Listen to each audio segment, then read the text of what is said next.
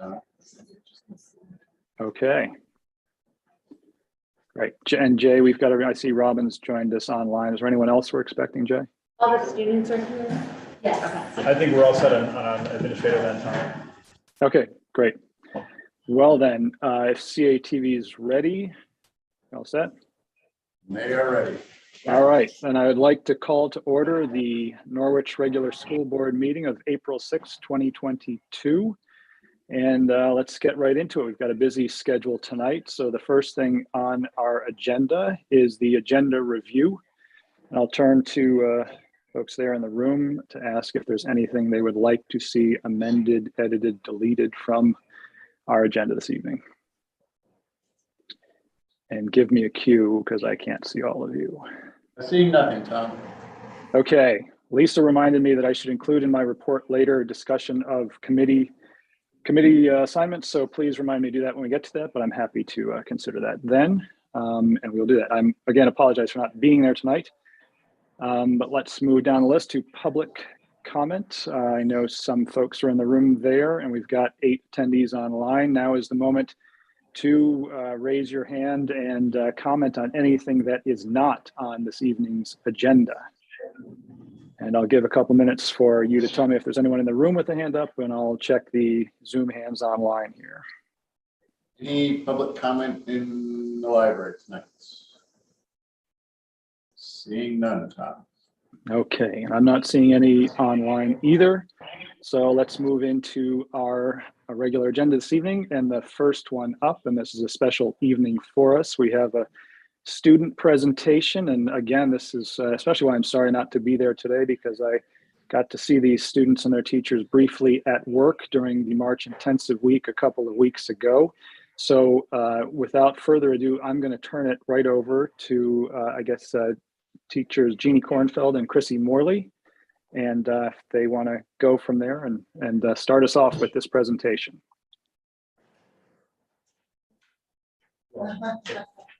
Is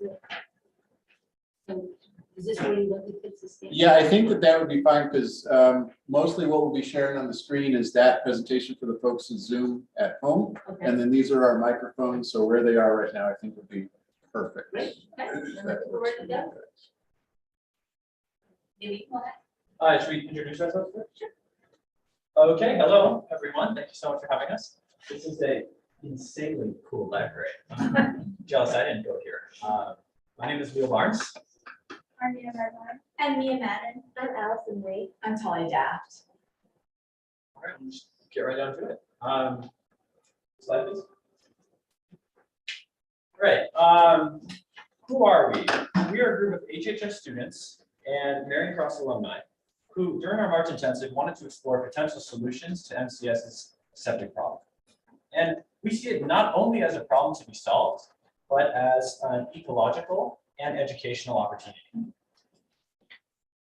So during our March intensive, we met with state engineers, more specifically the state engineers who are going to be looking at this site in particular and innovative alternative technologies. We've met with sales reps for innovative alternative technologies.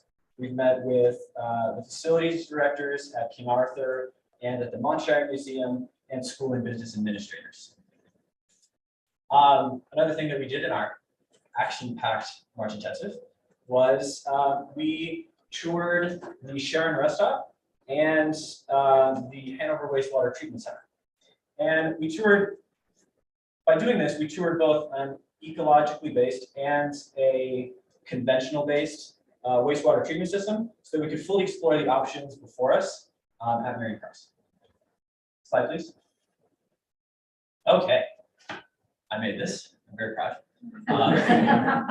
So, I'm sorry to interrupt you, but can I ask a question? Please. Can you define ecologically based wastewater treatment versus conventional? Or will you get to that later? You can say. What do we think, guys? Will you get to that later? Yeah, so I mean, as Ms. Kornfeld has drilled into us, I was her chemistry student and was her systems student. You know, we have linear systems, right? And linear systems are, we're going to create a product, and then we're going to use it, and then we're going to dispose of it. And then we have cyclical systems like, the worm eats the waste, the worm gets eaten by the hawk gets eaten by a bigger hawk, the bigger hawk dies, eaten by the worm, starts all over again, right? So I suppose in a nutshell, my colleagues are agreeing with me, ecologically based wastewater treatment would be not having a giant landfill somewhere with all of the waste and all of the stuff that we can't use, and trying to make it work in a circle like the rest of nature. Okay, so according to state and local engineers, Marion Cross's current septic system is a failure, and it's one that has to be solved. Although it has been designated as a failure, it is not a failure in the normal or conventional way, and we're going to get into that in just a second. So the history of the problem. It's been a documented problem for about 5 years now, but anecdotal evidence suggests that it might have been a problem for quite a while. And getting into the science of it, it's more about the topography than the leach field. The topography of the green makes it naturally sort of like a pond. You can see in the picture. And we're going to add on to that a naturally high water table and the deep frost walls that are being formed by Main Street, Route 5, and Girard Way. Those are going down, far down. And the effluent cannot move outwards. So as you can see in the picture, it doesn't really have anywhere to go, so it has to go up. So as mentioned before, the system has not failed in the typical way where the leach field has some sort of issue. The problem is an unusually high water table. The problem is more about the topography. The problem is deep frost walls that surround it. Slide. So throughout our research, we explored multiple possible partnerships with King Arthur, the Monshire, and Hanover and Hartford's wastewater treatment systems. Due to institutional priorities, the Monshire was unable to partner up this time.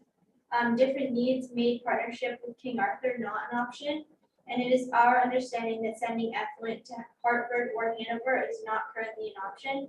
And though perhaps any of these could still be options in the future, they did not meet our educational and ecological priorities for this project. So from this, we concluded that the best option is to treat MCS wastewater on site. Okay, so the solution as we see it. So pre-treatment is removing harmful fecal matter and bacteria. Some nutrients will also be removed. And we recommend an innovative alternative that is state-approved technology called an algae wheel, which is shown in the left-hand corner, to be used for pre-treatment because it is highly efficacious, state-approved technology, and is proven in the field. It is above ground and has potential to be solar-powered, a valuable teaching opportunity for both students and community members. It has a low cost of maintenance and operations compared to other pre-treatment options, and is durable and energy efficient. And as you can see on the image in the right-hand corner where it says algae wheel, those are 3 options for the effluent as we see it. Okay, so the algae wheel. So a grease trap would be needed if a cafeteria were to be added to MCS, and the grease trap is located right before the algae wheel and septic tank. It aids in removing fats, oils, and grease from the wastewater, which is harmful to the septic tank and algae wheel. And the best time to add a grease trap is now when the algae wheel is being installed. So the septic tank. The wastewater would be directly pumped into the septic tank after leaving the building. The solids would then sink to the bottom, while the liquids could continue to the pipes to the pre-treatment system, the algae wheel. The septic tank would just have normal maintenance, and we would be able to keep the existing septic tank.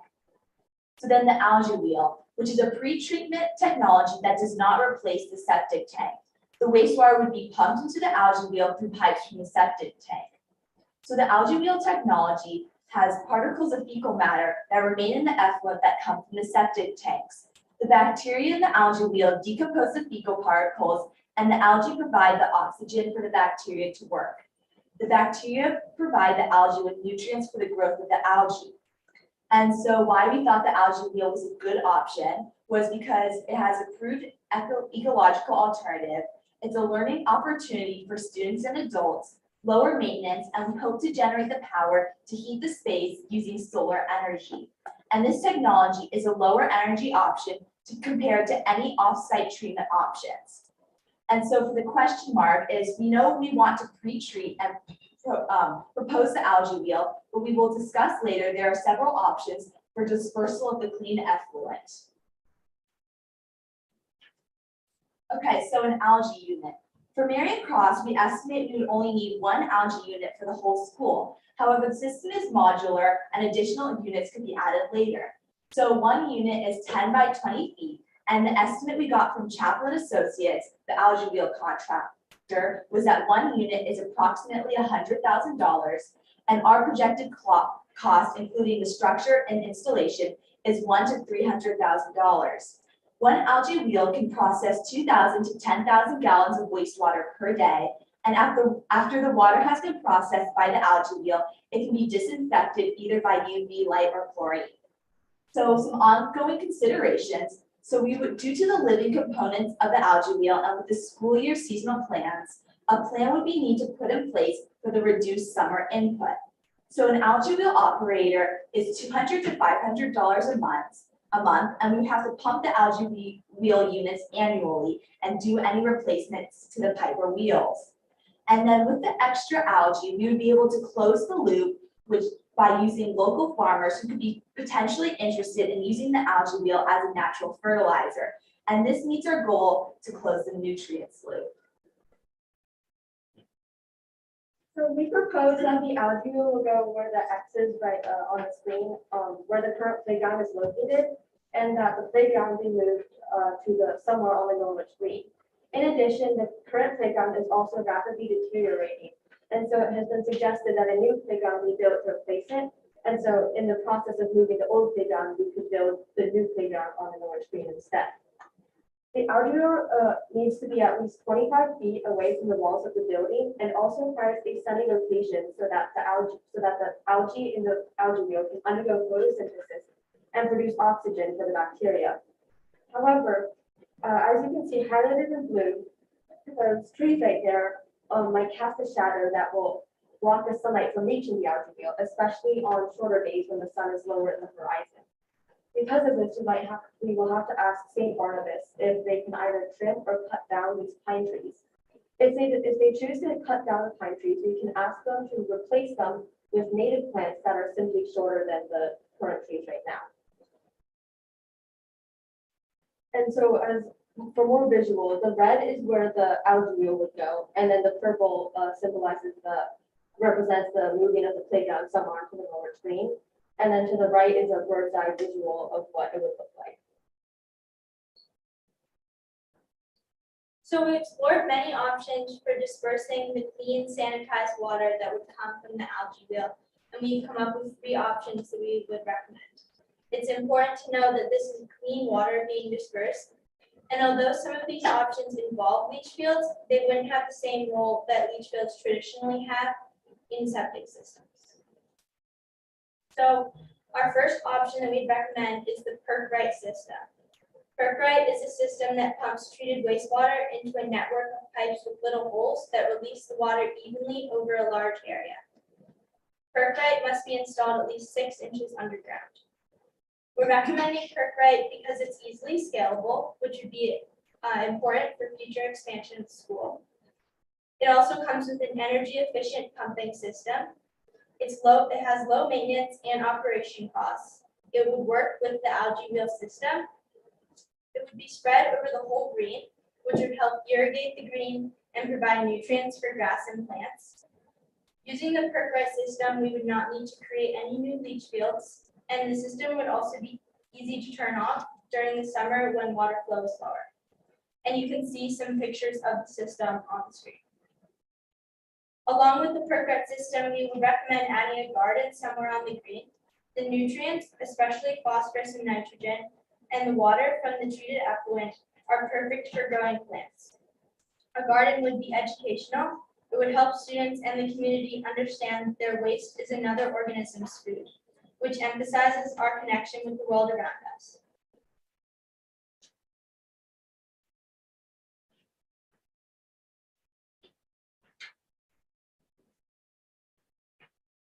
Okay, so this is the second dispersion option instead of perk-right is to install a long, narrow leach field trench along the church side of Gerard Way. The effluent would be pumped under the road to the leach field. This would require us to move Gerard Way onto the green at least 20 feet to make room for the leach field. Existing state requirements say the leach field must be 25 feet from a property line, but we could move it from 10 feet from St. Barnabas with their permission and from the state. We would need to create a gully to prevent effluent from going into the St. Barnabas property.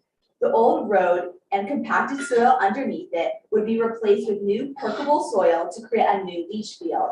Including the space for the road, the leach field and the gully, 20 feet of the green would be needed to use for this option. Another possibility is putting the perk-right in these trenches instead of the conventional leach fields. A garden could also be planted with the perk-right or the traditional field.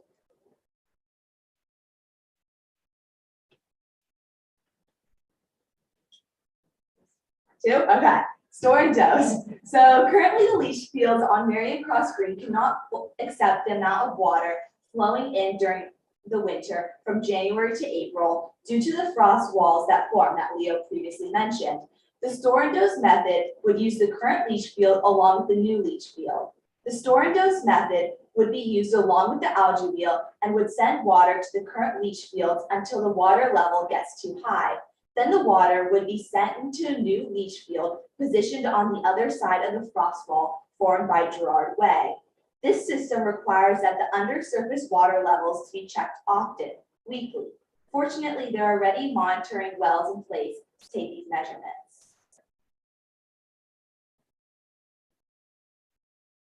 So after our discussions with the designers from the state, it is our understanding that current drainage issues flood the green each spring with the snow and ice melt, and that this is preloading the soil so that it cannot hold the effluent that it needs to, and this is further exacerbating the frost wall problem.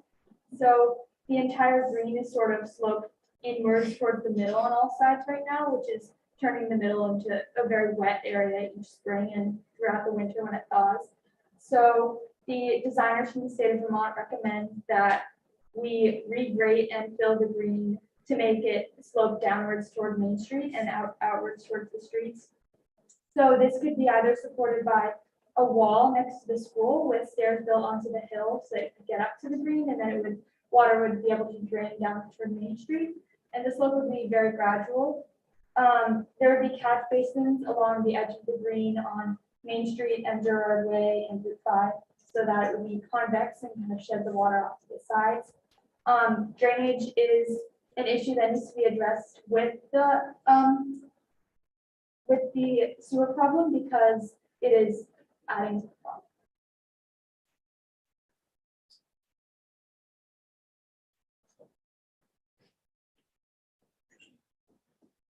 That's it.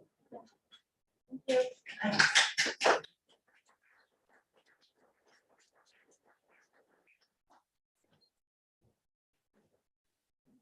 That was fantastic. Thank you very much to all of you. I realized I should have done a much better job of giving an introduction there. Can everyone hear me?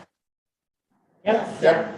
Okay, so like I was saying, I should have given you much a better introduction because I knew what was coming, and I realized that we've been on a septic journey here, as Jamie Teague refers to it. So I just assume everybody's been along with us, but we have a number of people online participating today, listening to your presentation, who may not have realized how long the septic journey has been, and that we've been looking at this, as you guys mentioned, for 4 or 5 years now, and a number of different options to go on as well. And to have you step up with your teachers and get into the level of detail that you did in this project has been really impressive and really helpful in what I see as our continuing research on what is going to be best for this project. This was one of the areas that we had not been able to put much effort into yet, as we've been looking at some of the other areas that you'd mentioned.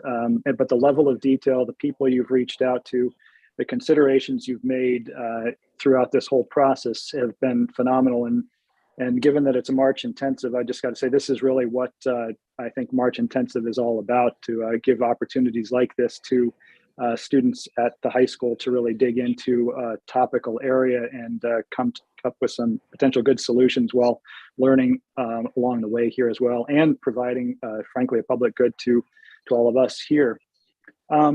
I have some questions, but I might turn it over to some of the folks in the room first if they have some questions for you, but I'll say thanks first before it comes back around to me, if that's all right. Jamie has a question. Jamie just has a Jamie. statement. So I do have a statement that I just want to put out there. Great job. You guys did an amazing job. I got a chance to meet with the students on a couple of different occasions. I just want the board and the general public to know that some of these available alternative designs that they've unearthed, which is great, have come about in the recent like year and a half. There's been some changes at the state level, both in personnel and in some of the rules that were in play before. So your work is great. It's timely because it's really brought that to the forefront for us to be able to take a deeper look at now. So I just wanted folks to know that. In speaking with Terry Shearer and Kristen at the state level, which the students met with quite some time on a Thursday and then put their presentation together, that this really is an alternative design that's just been used in one other location, right? Yes, yes, it's been approved in one other location. Which design? Sorry. The algae wheel design. It's Yeah, been used in other places. yeah. Yeah. So, New York. In New York and several other places. Yep. Across the country. So it's an approvable design alternative now for Vermont. And so really all of their really great understanding of what they're trying to work with and their work with exploring into alternative designs has really brought this to the forefront. So we want to thank all of us, Tony, myself, the engineers. We want to thank you for a great job and a great subject matter. So we hope you'll come back and work on this one. Get your engineering degrees. Looks like Jay has a question there, yeah.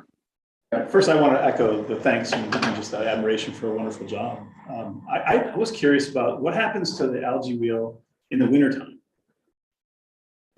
It operates just the same. The only concern we had was during the summer because it still needs input into the algae wheel. So a plan would need to be put in place for the summer. And that's where a possible partnership with St. Barnabas or other locations could be made possible. However, there wasn't much of a concern for winter.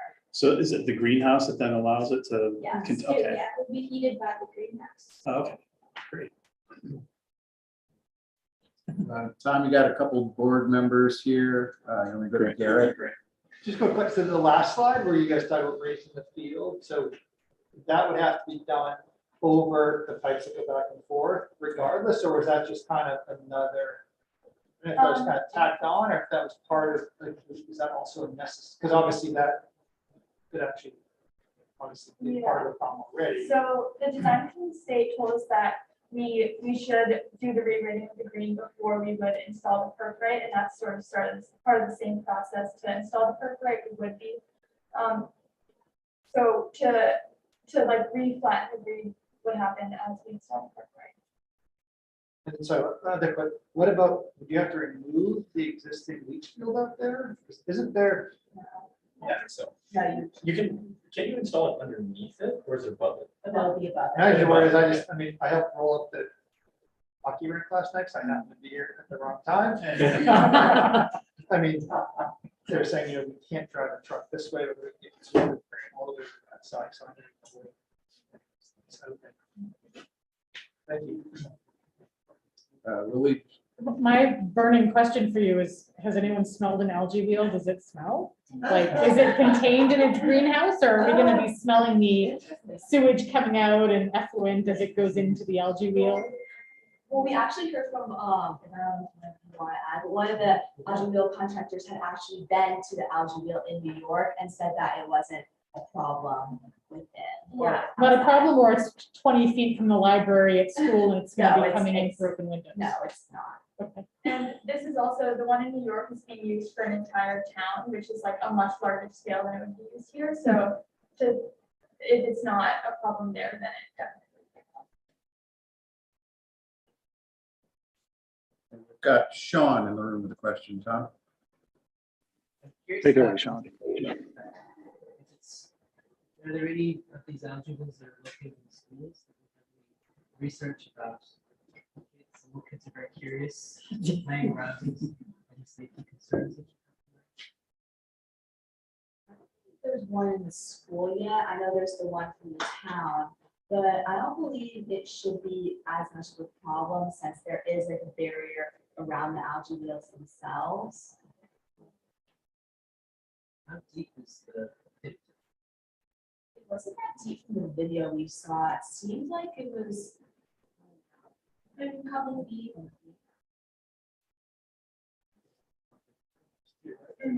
Yeah. And if it was used for an educational aspect, it would, I think it said that it has been used in a few schools across the country. So I'm sure that there could be things put in place to make that not a problem.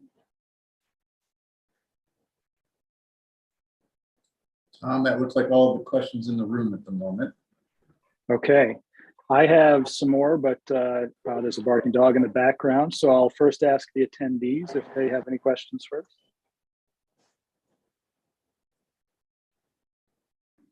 Okay, not seeing any. I did want to return to one. So with these options here and with the perk right system and the regrading, you may have already said this, but would you need to do all three of those in combination with the algae wheel? And if so, did you have costs for the perk right and the regrading that was given to you by the folks you talked to? We did not have costs for the perk right or for regrading the green. The perk right system would be used with the algae wheel. The perk right is the dispersal system for the clean water that will come out of the algae wheel. But there are other options besides the perk right. So we wouldn't have to do the perk right to do the algae wheel. We could do the algae wheel with like a leach field, or there's other things we could. Okay, thank you. So as I said, again, at the beginning, this has been really helpful, really educational. And I can tell there's a lot of research behind this too that I think would be helpful to us. So if you don't mind us reaching out to you as we have more questions on some of the things that are in your slides here as we continue on with our research, we're probably going to call on you with some of the expertise that you've developed over the course of your time looking at this. So I will be reaching out to you and Ms. Kornfeld and Ms. Morley for help. But again, thanks again for such a great job on this. This is extraordinary work, and to do so in such a short period of time is really just impressive. So thank you all, and thanks for coming out this evening too. One more question from Jamie, Tom. And Jamie. Share the presentation with us, and then we can post it, so everybody who maybe didn't get a chance to see it.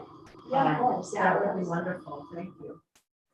Yeah, thanks for that point, Jamie. We can put it right on the website where we're storing the other research we've been doing. So that would be perfect. And I do have a version from Ms. Kornfeld. So if she's okay with me using that version, I could post that one directly too. Yeah, absolutely. Great. Well, thanks again, everyone. I really appreciate your coming out tonight, and congratulations on this great work. Yeah, thanks, guys. Thank you. Yeah. Yeah. And you gave them A's all around, right? Thank you.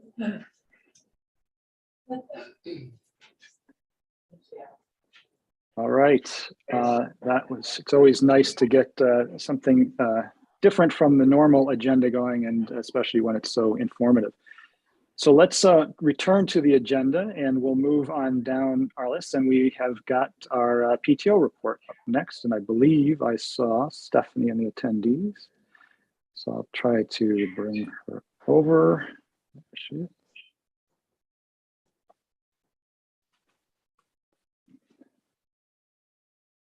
Practice.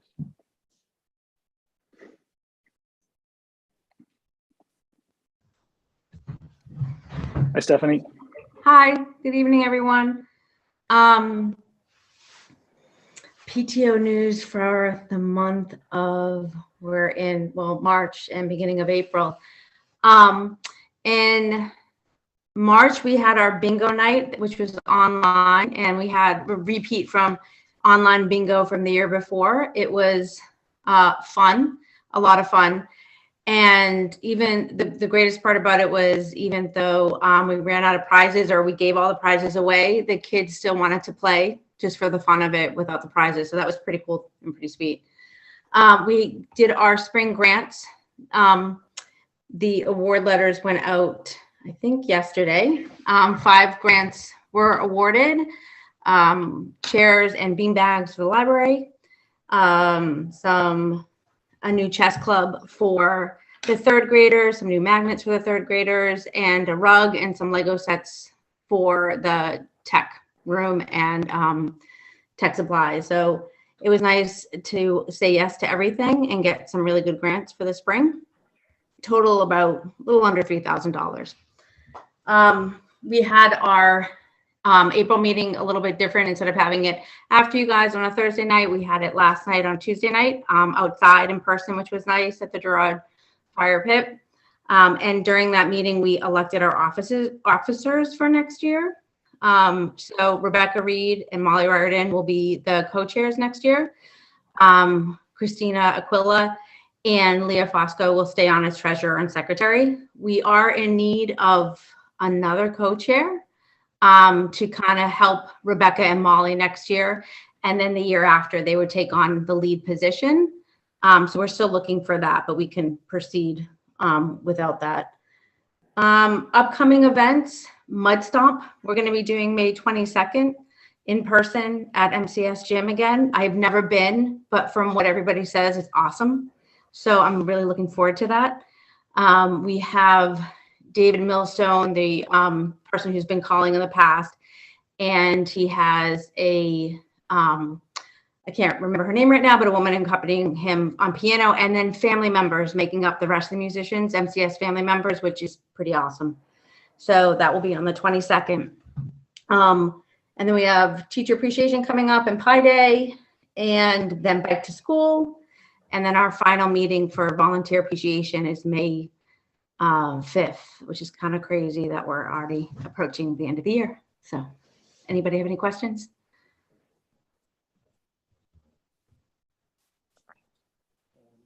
I'll first say thank you, Stephanie, for the usual great work of the PTO, and glad to hear that the Mud Stomp is returning and that bingo went forward. And thank you for all of, as always, for all of the gifts that you provide to the students in the school. It's remarkable how much you continue to do for the program.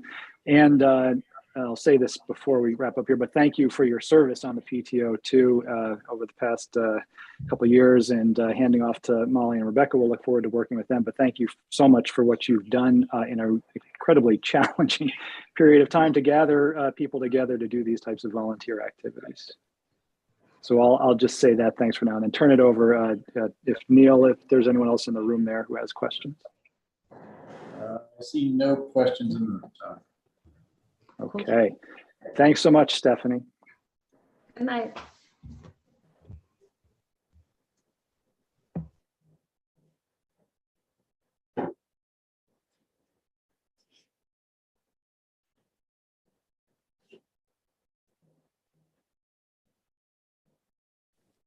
Let's head down our list and into the business requiring discussion, and we're back to our typical discussion item we kick off with at every meeting, which is the facilities update. And we've got a good lead into this, given the March intensive presentation already this evening. So that was very helpful in terms of where we are with our wastewater and septic analysis here. And I don't know that we have much more to add at this point, but I'll turn it to Jamie. Jamie, is there more that you wanted to talk to with regard to facilities this month?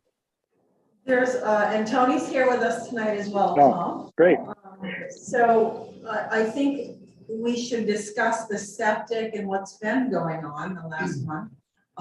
In addition, I would just like to add, you know, our engineer's been involved throughout the whole March intensive and actually spoke with the group many times, as well as the state engineers.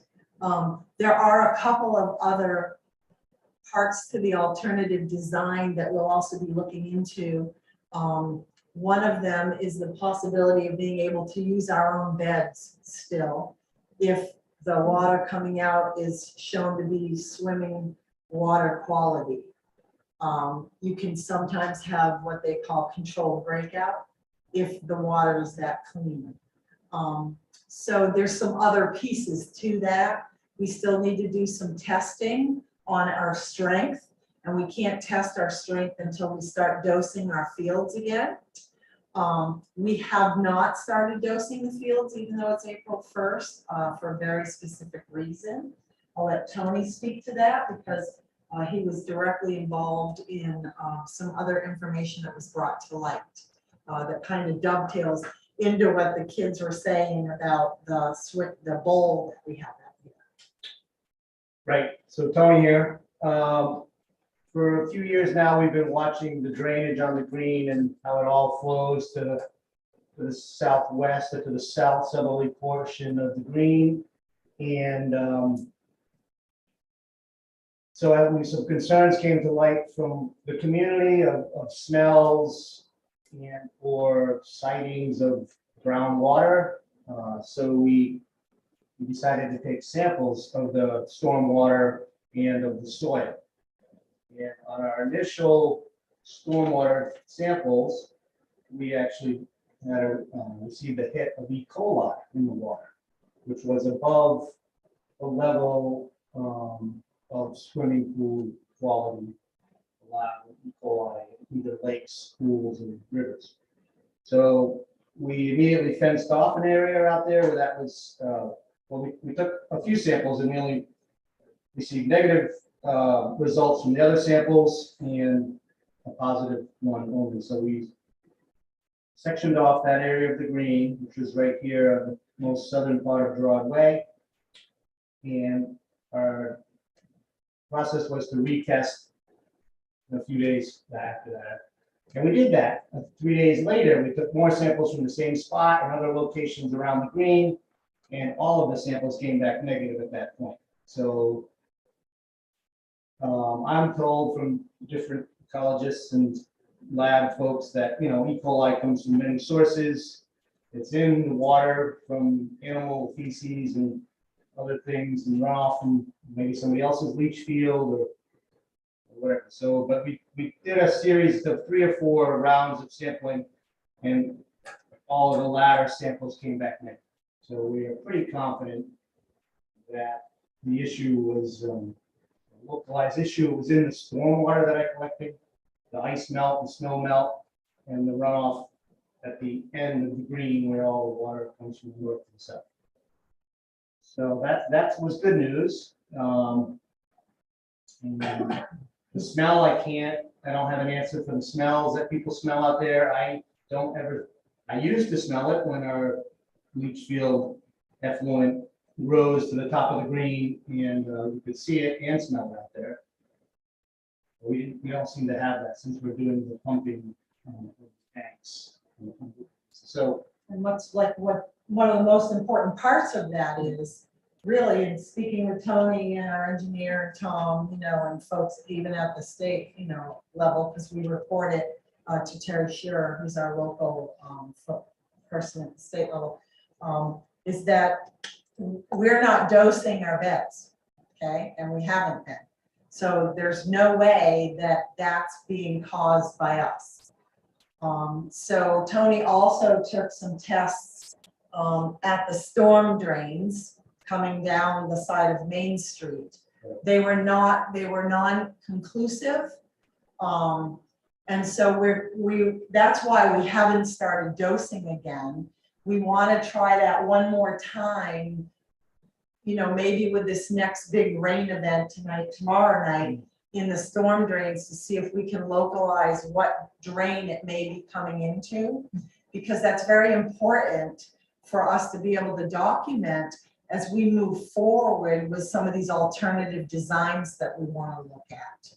Okay, it's very important to have that data.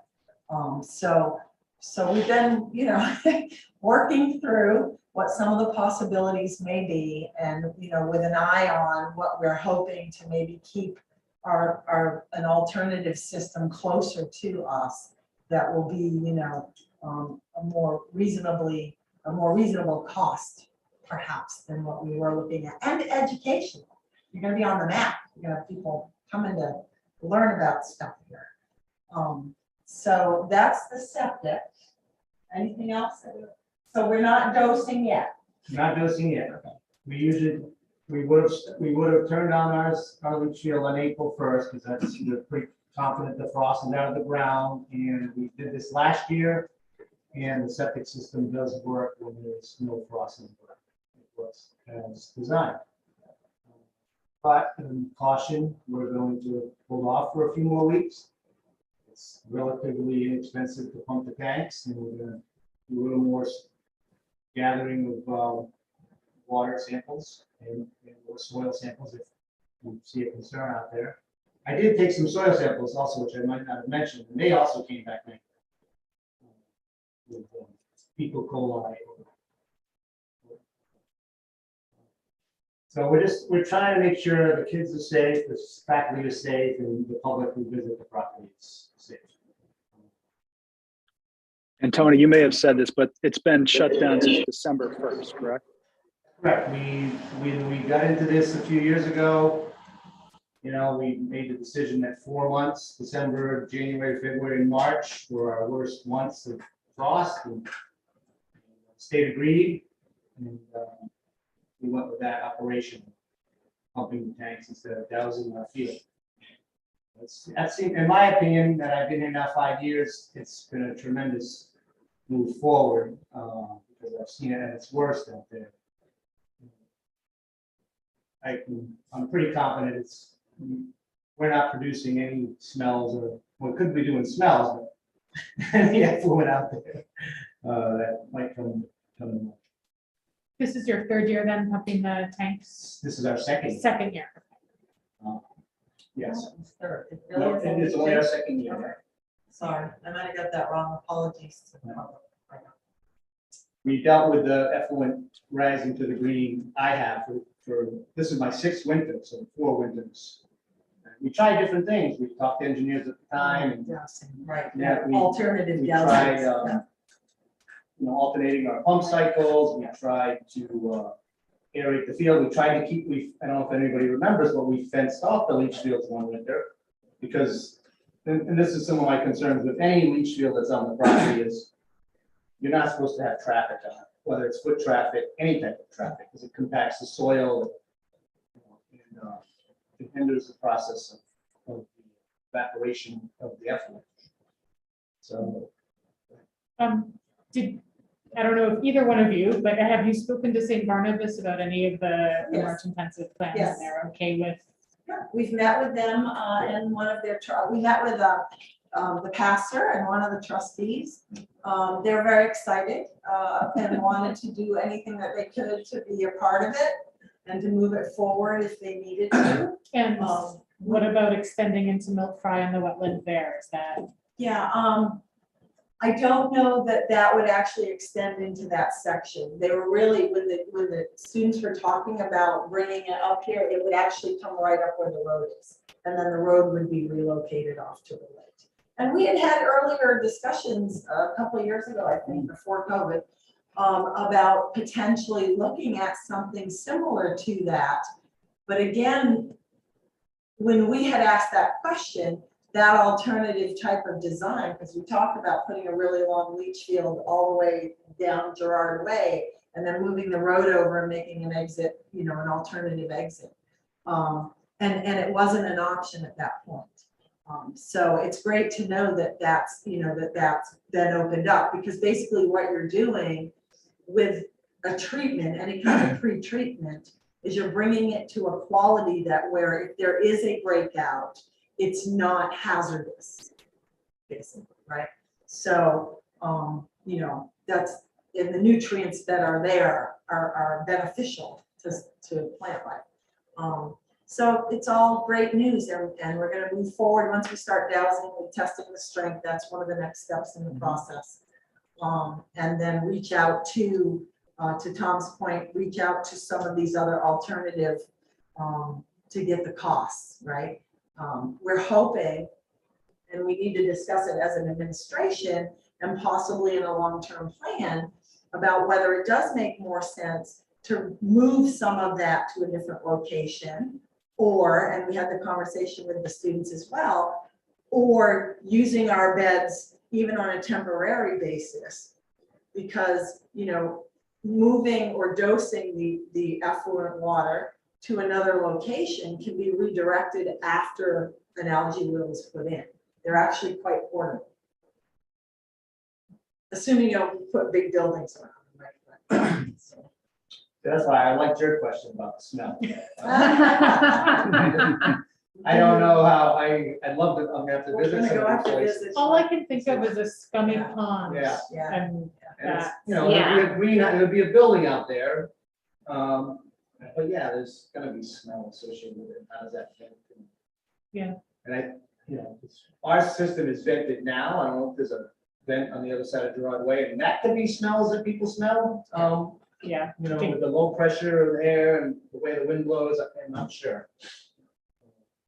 And keep in mind, I mean, they did this in like 4 days, right? Yeah. It was quick, fast, furious. You know, it hasn't been engineered, okay? Right. So, I mean, there are more questions. That may not be the best location. You know, it may be a different location if we choose to go that direction and the state gives us an IA permit. You know, but, you know, the whole idea of it is very exciting.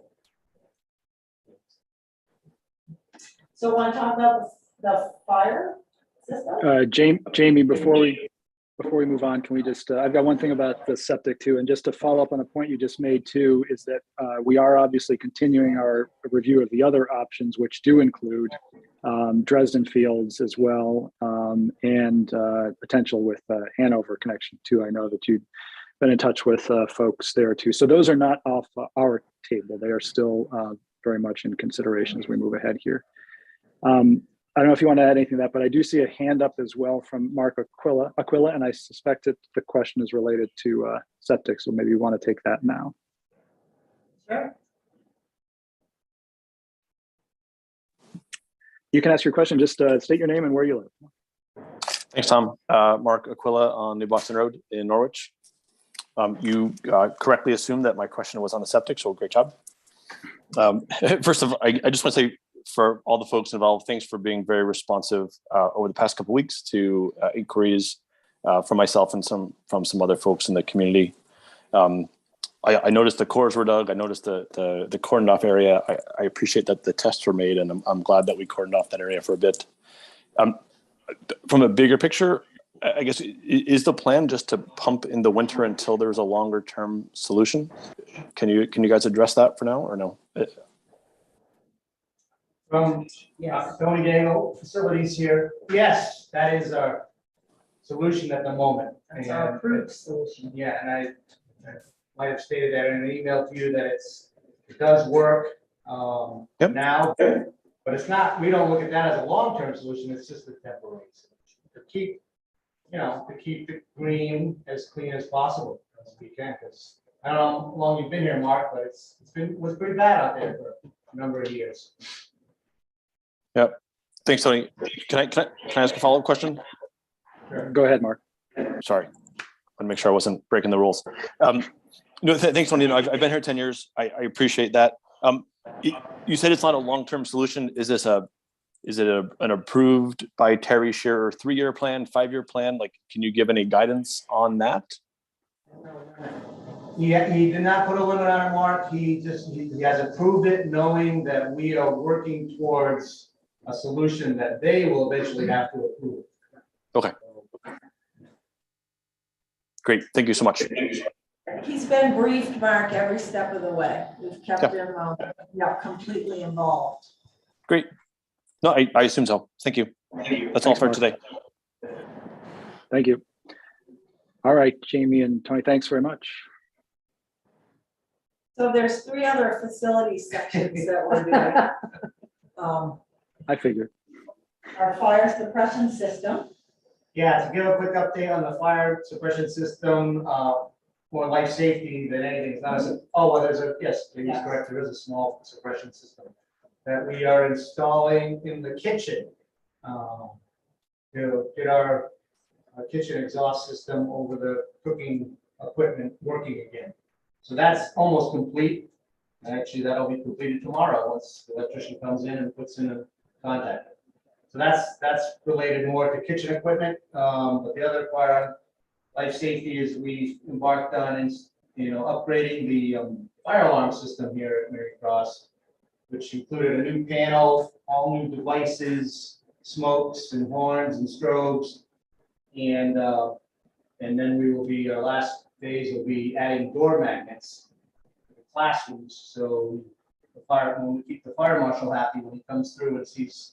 Doesn't see wedges holding the doors open. He's put threats out there for many years, but he knows we're working at it. He's also very lenient and knows that we are working towards a solution. Yes. So hopefully we'll complete that project this summer of 22. Other things they're just quickly working on is cleaning up the grounds for summer, and they are thinking about installing a swing set if it comes in out front.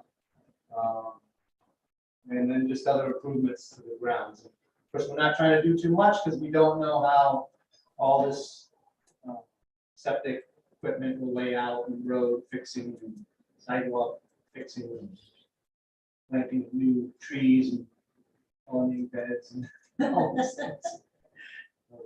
So, yeah, that's pretty much it for now. Thank you, John.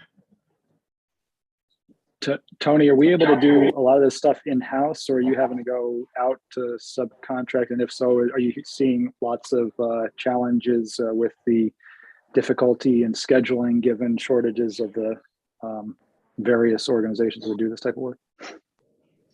Yeah, no, so we were lucky to get the fire alarm folks in last summer, and that's been going. There was a holdup on some devices, but those came in and we're working through that. When we kind of planned for that when we started that project.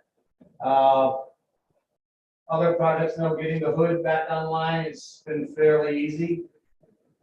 We've actually bought some kitchen equipment, and getting that installed has been fairly easy. Swing set was a little bit delayed, but it's coming in right at the right time. Spring's here, and we can now dig and put in footers and all that stuff. So I think it's going to be a combination of some contracted help to get that swing set installed, but we'll probably put it together in-house. It's more of site work. We'll probably be contracting out, and that's already lined up. Okay, thanks, Tony. No, I mean, we are also part of the door magnet project is also replacing some of our aging doors, and that is turning out to be an issue. The doors are 20 weeks out, 20 to 24 weeks out. So, but we're going to just keep our old doors for now and make them work. And yes, so on some projects, the supply chain is a problem. Luckily, we're not doing major. Now. So that's not bad. We've got Garrett with a question, Lauren. So I don't want to delay tonight, but I was going to put a note out. So you mentioned the outdoor spaces, Tony. So, and maybe this is already out there, but I would like to kind of understand at some point, not tonight, but kind of what the long-term plan is just for the outdoor spaces, because I have to admit the spring I've been with my kids coming down here, and there's a lot of stuff around the school that needs some repairing. The basketball courts are a mess. There's like a pond out there in the back that is, I think it's going to pretty much be mud all year. It's have filled, which should, I would think it could be filled in pretty quickly. We've got the swing set project, like in general, I think, and even just listening to my kids, like there's just, and we have this, we've got the storage unit that's still there, and I know our guys almost ran into it 3 times on Sunday. And their kids have banged their heads on it multiple times. I think one of the concussion, I think. Really? I think at some point this year, someone hit their head pretty hard because it's right near the 3-point mark. We can look at it some point. We should. Well, I hope to read the. I don't know the playground committee that we're meeting again soon here. because there are some things that should go away, actually, and And I know that back structure's done. Anyways, my point is there's, when we send our kids out to recess right now, there's just not a lot of things for them to do. And then we wonder why they're not really spending their energy and they're getting into trouble and the teacher's getting annoyed. I think the town needs to realize this is our one space where kids can play, because Huntley has nothing really. It's field, but there's nothing down there, right? So there's a playground for younger kids. there's that little, but I mean, that's for little kids. I'm talking about kids that are married. Anyways, well, I think we just need to, maybe it'd be nice to kind of, if there's a playground. We have a committee that we're working on. We're trying to integrate all of these things at the same time, right? We don't want to spend a lot of money and effort. This is Only have also to move it again, right? correct. So So this sort of thing where I think we could also get some private donations just to start funneling here, just as a thing. It's a town. I do think it's very possible. As soon as we have a plan. Right. That's my question. So- Like coming up with a plan. We've been, we started the committee pre-COVID, but then that threw us off. But we are, again, we've convened a few times already. We have a meeting after April break to discuss some more playground equipment and or taking down some of the aging equipment and what would we do in that space. Again, it's, I think, I don't know, it's just my opinion. I don't know how much stuff we actually need. You say there's nothing for them to do. I put a pile of wood chips out there and they all play on that. They don't play on anything else. I just put a couple logs out in the back and that's what they're playing. So I don't know what I don't know the right answer for playground equipment.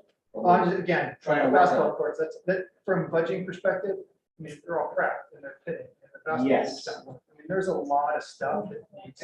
But Gary, do we need 2 basketball courts? No. Should one go away? It's a maintenance and it's a, it's like you said. All right, I know Tom's wondering, because he's probably, we've got. But anyways, you But mentioned. anyway, that's a great question. I'm glad you asked because it's not that we don't think about these things. They're on our plate, they're on our agenda. And I want, timing, it should be something we're keeping up with and that we're maintaining with the board, so that this is actually like, all of a sudden in 5 years, we're not discussing the same thing. Okay. All of our play equipment, of course, included our 30 years. 25, 30. So they're good.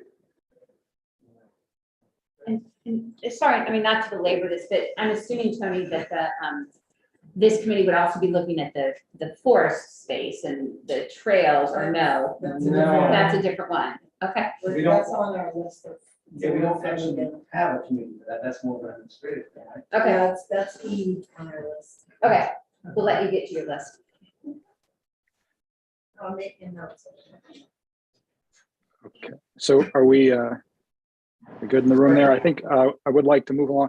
And I think, Garrett, to the point you're making there and that Tony's and Jamie are making is these things are being a little bit held up by our desire to figure out the solution to the septic. Until we can do that, it's hard to figure out the longer term strategic plans. That's going to be part of our strategic planning process too, but it is kind of getting lined up in the queue behind our ability to move forward with the septic solution, the long-term septic solution. I am going to, I see Christina Aquila has her hand up, and I'm going to let her ask that question now. Go ahead, Christine. Hi, Tom. Thanks so much. Christina Aquila on New Boston Road. I just didn't hear, was there a timeline on the installation of the new swing set, Tony? Probably a few weeks after it gets delivered. Have we had an updated delivery date from them yet? No, because I wasn't in charge of ordering it, so I don't know. We were told, I think you were on an email, mid-April. Okay. All right. I will happily follow up for you and let you know. Thanks, Christina. Thank you. Okay. Jamie and Tony, do you have anything more on the facilities, or are we covered there? I think we're covered. Okay. Thank you very much. Let's move down our list then. Next on our business requiring discussion of retreat topics. I think this can be a relatively short discussion because I think we've got a pretty robust agenda that's building for the retreat that can be led by strategic planning. But Jay, do you want to give a quick overview on this? Sure. So when we last met with the chairs, we had decided that we definitely want to have an update on strategic planning, which will take up a good chunk of the retreat, but we also addressed the need to discuss pending legislation in both states. So we're anticipating inviting legislators to that.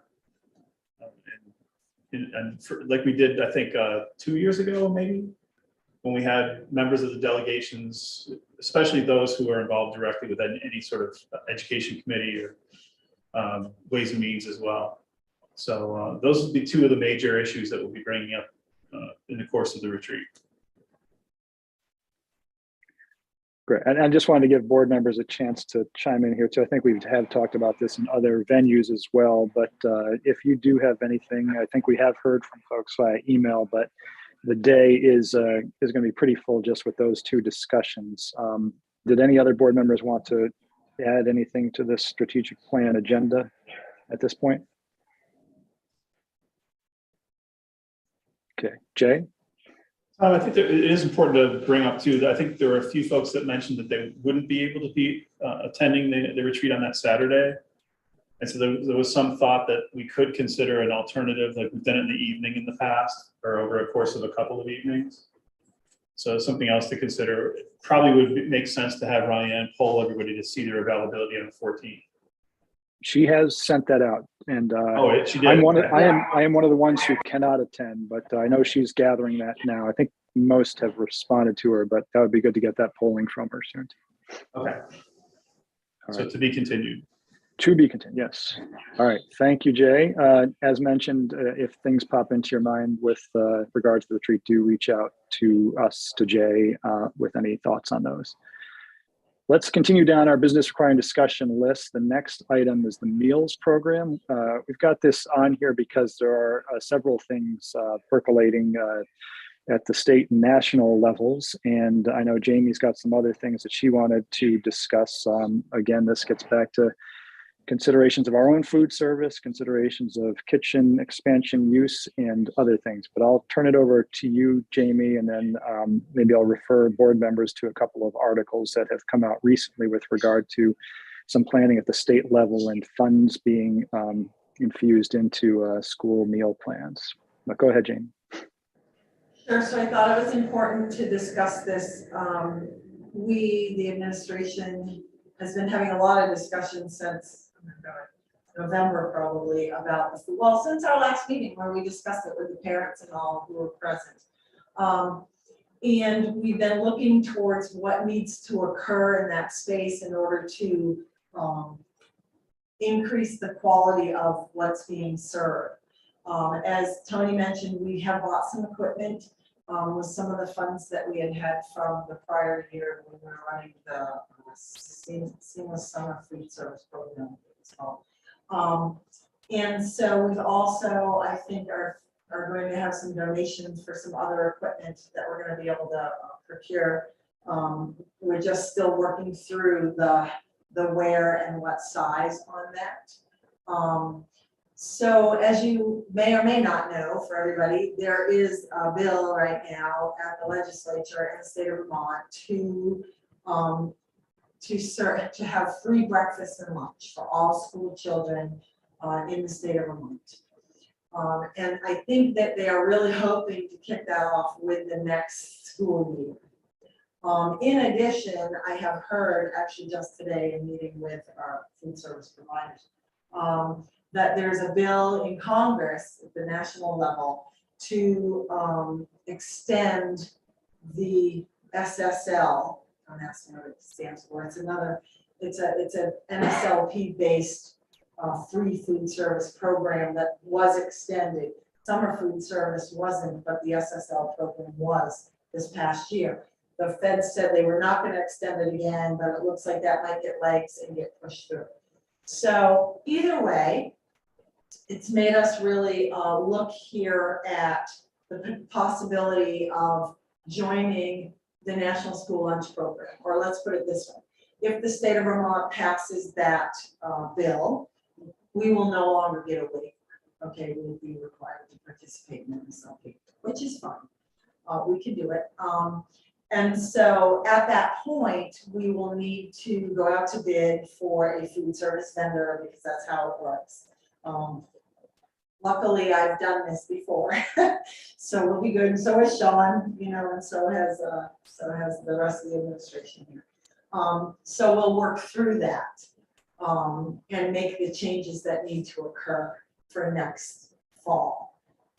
So I guess I just want to get it out there, tell people stay tuned.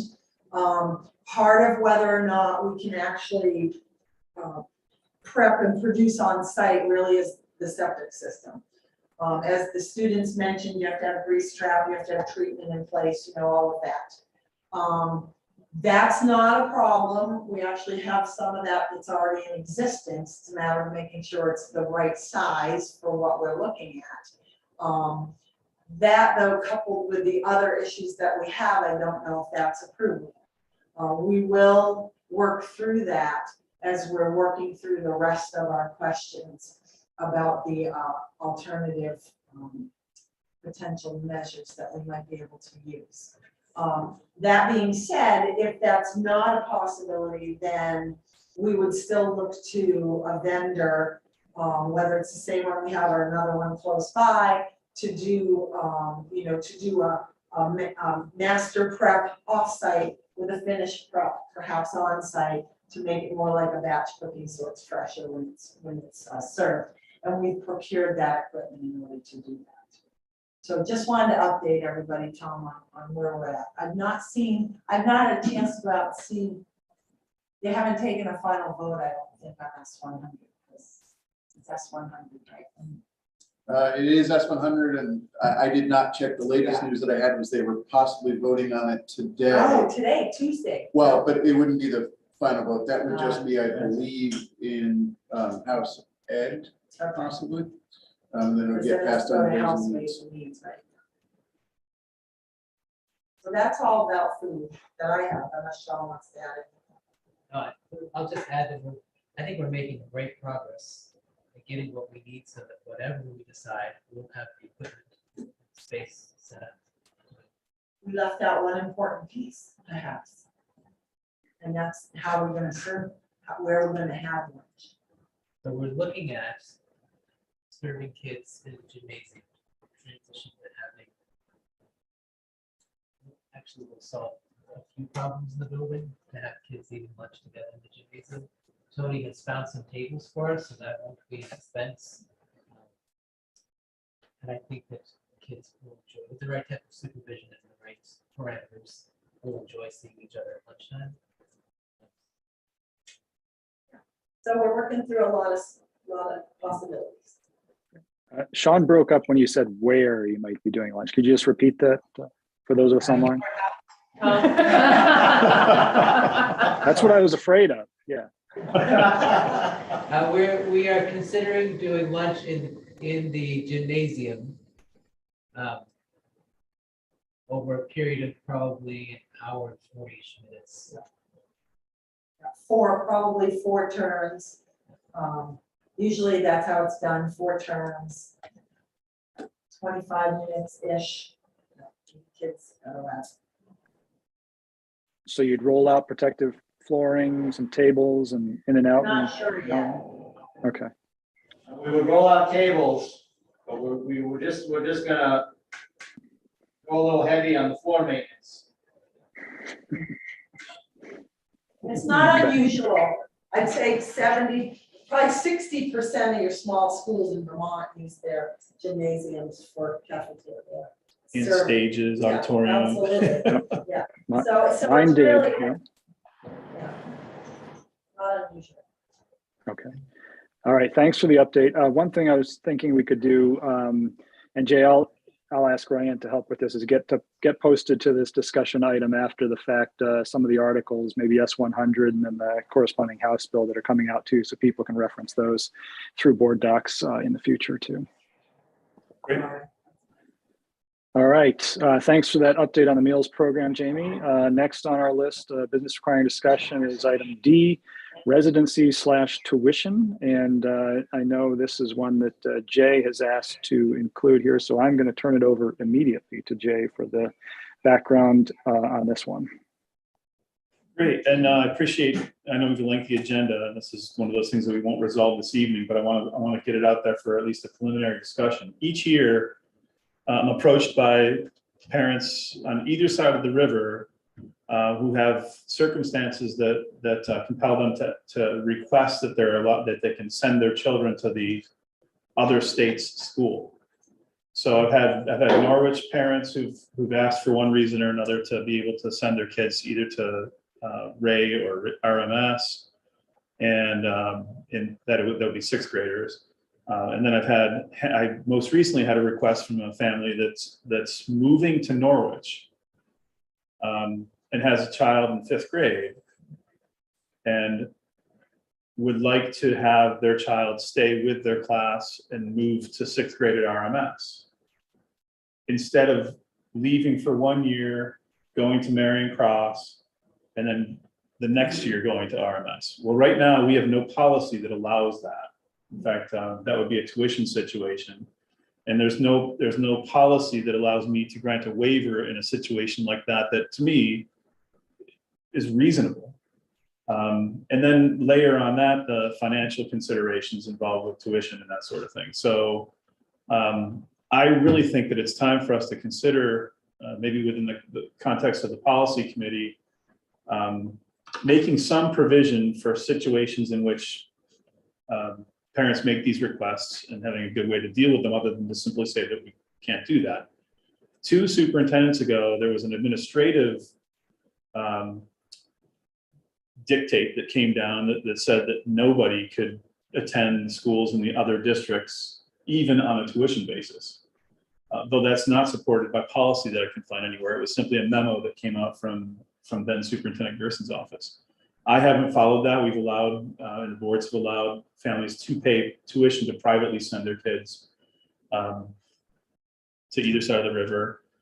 But I think there are situations that argue for some sort of allotment. If it doesn't cause the other district to have to hire additional staff, it seems that we could come up with some sort of policy that would allow, let's say, 2 or 3 seats at each school that could be used for these sorts of transfers. I'd be curious to know what board members think about that, and I don't want to wait until I think this is the sort of thing that comes up every single year and doesn't necessarily need to be a big focus of strategic planning for these isolated requests.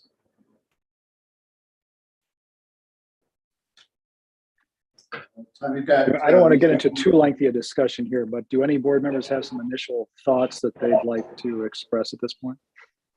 Yeah, it's Lisa, Tom, and just I think it's reasonable. I would like to see us think about that. And then the other part is the 6th grade. I think the 6th grade question, though, is part of the strategic planning process. So, correct? As a whole, I'd agree with you, Lisa. I think, yes, when the task force did its work last year and the voters approved the warrant article that enabled designation of RMS as the sole provider of 6th grade, it would require a vote, I believe, on the part of Norwich voters to make that designation, say that now RMS is going to be the provider of 6th grade services. That's a bigger community discussion, and probably you're right. I think that is a function of strategic planning. But we always have these specific sort of one-off requests that I think we could handle with policy or modification of existing tuition and attendance policy. Yeah, Tom, I think I might just add, and I don't want to bring in attorneys for everything, but this one can get a little particular, I think, in relation to the interstate school district status, how we count students in both districts for purposes of education funding. And so I just want to make sure that we entertain all of those considerations when we have this discussion. You've got Garrett in the room with the hand up. Just one thing, I think also maybe it would be a slippery slope, because all of a sudden everyone here is like, you know what, I would rather send my kid to preschool for some reason, because that I don't know how we would like stop once you let one, right? But I do get the kid that has been over there for 5 years, there's one more year left there, that seems to me, so maybe we have to think about things where we approve it, or I don't know, right? Like something like that seems to make perfect sense to me, whereas if you say, well, anyone can go back and forth, all of a sudden, it's like, well, you know what, I think I might want my 6th grader to go to race school because they can have that experience of being in a bigger school than Marion Cross in 6th grade, then it becomes. So, I don't know. The one thing we probably have to put down though is this one family that wants their kid to be one, that seems to be.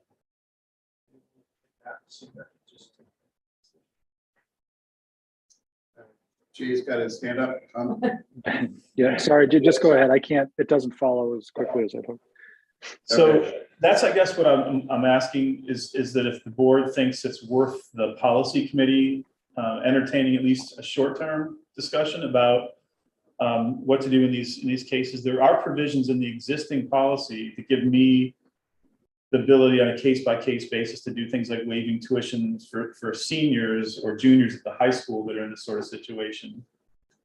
We also have a 40-day waiver that I can administer in the case where someone is attempting to purchase a home and wants to attend our school before they actually take residency. And I have a 40-day waiver period but I'm still just waiving tuition. But I'm thinking that there are probably situations where a waiver is required, and whether that was something that I could do or that I could bring to the board. I think having some provision like that in policy would be helpful in these unusual cases. We could even put conditions on it, I guess, in the short term. Tom, I might add then to Jay's last point, I actually think, so we've got sort of one request on the table for immediate review. I might be more inclined to have you talk with AOE and maybe an attorney about what the possibilities are, because I don't want to rush the policy discussion, because I think there's facets to this that we may not be just fully thinking through. I don't want to rush the policy discussion to try to satisfy a case that we've got before us. I think that might be better handled by the superintendent, reaching out to AOEs and also to attorneys to understand what the possibilities are, and then take our time with that policy discussion piece of things. Can do. So Jay, just to clarify too, you're really talking mostly about this 6th grade cohort, right? Because we have had, I think, questions in the past about moving back and forth across other grade levels. Yeah, it's much rarer to have somebody who wants to attend the elementary grade levels below grade 6 on either side of the river. But this one is becoming more and more of an issue. Requests either to go to RMS or in some cases to stay here in 6th grade. So, okay. Yeah, I'm personally in favor of you looking into this. I think Neil's heading the right direction in terms of what would be allowable given the compact. We do have, obviously, some attorneys are pretty familiar with the specifics of our district here too. So I'd welcome hearing from them before moving on to potential policy considerations. But if we do get to the point of potential policy considerations, I know that every case is probably going to be fairly unique, but it would be good to come up with some specific examples of instances when this might be implemented. great, thank you. Any other questions before we move on? Okay, thanks for raising that, Jay. Next up is the Memorandum of Understanding with the town. This is a memo that we work to come to resolution on every year. This one specifically is with regard to use of the school facilities for the recreation department on the town side. And when I say facilities, that's both the fields and the school itself. This year, we have had in the past, but this year is a bit unique, as you know, given that we are working to include construction on an ABA trail through the Milt Fry nature area. So that is reliant, moving forward on that is reliant on this MOU with the town as well. We did receive from the town's attorneys to our attorney a proposed MOU that we reviewed with our attorney earlier in the week, Jay, Sean, Jamie, and I, and had some questions with regard to what's in there, and provided back some of the things we were hoping we could add as amendments to it, mostly with regard to cost sharing measures with when the rec programs are in the school and when we're using the Melt Fry Nature area. We have sent those back and hope to get some feedback on those to move ahead in this process to come to resolution on the MOU, hoping to do so relatively soon, as I mentioned, so that we can consider moving forward on the other things that will be waiting on this, including both that trail work as well as agreements with use of the school for summer programs in the rec department and so on and so forth. So that is the quick overview of it. Jamie, was there anything else you thought we should address at this time, or Jay, given our discussions earlier, or Sean? No, I think we were hoping to bring it to the next meeting. Mm-hmm. We are moving forward on potential opportunities for grant funding for this type of update for educational and social emotional purposes. Mm-hmm. Good. Yes, and as referenced earlier too, and as Tony mentioned, it is getting harder to find contractors to do this type of work in a timely manner. So hopefully we can come to a resolution on this relatively soon, and I'll provide an update as we move forward. But as Jamie said, hopefully we'll have this before us at our next meeting. Are there any questions at this point? I know that's a pretty broad brush overview for you right now.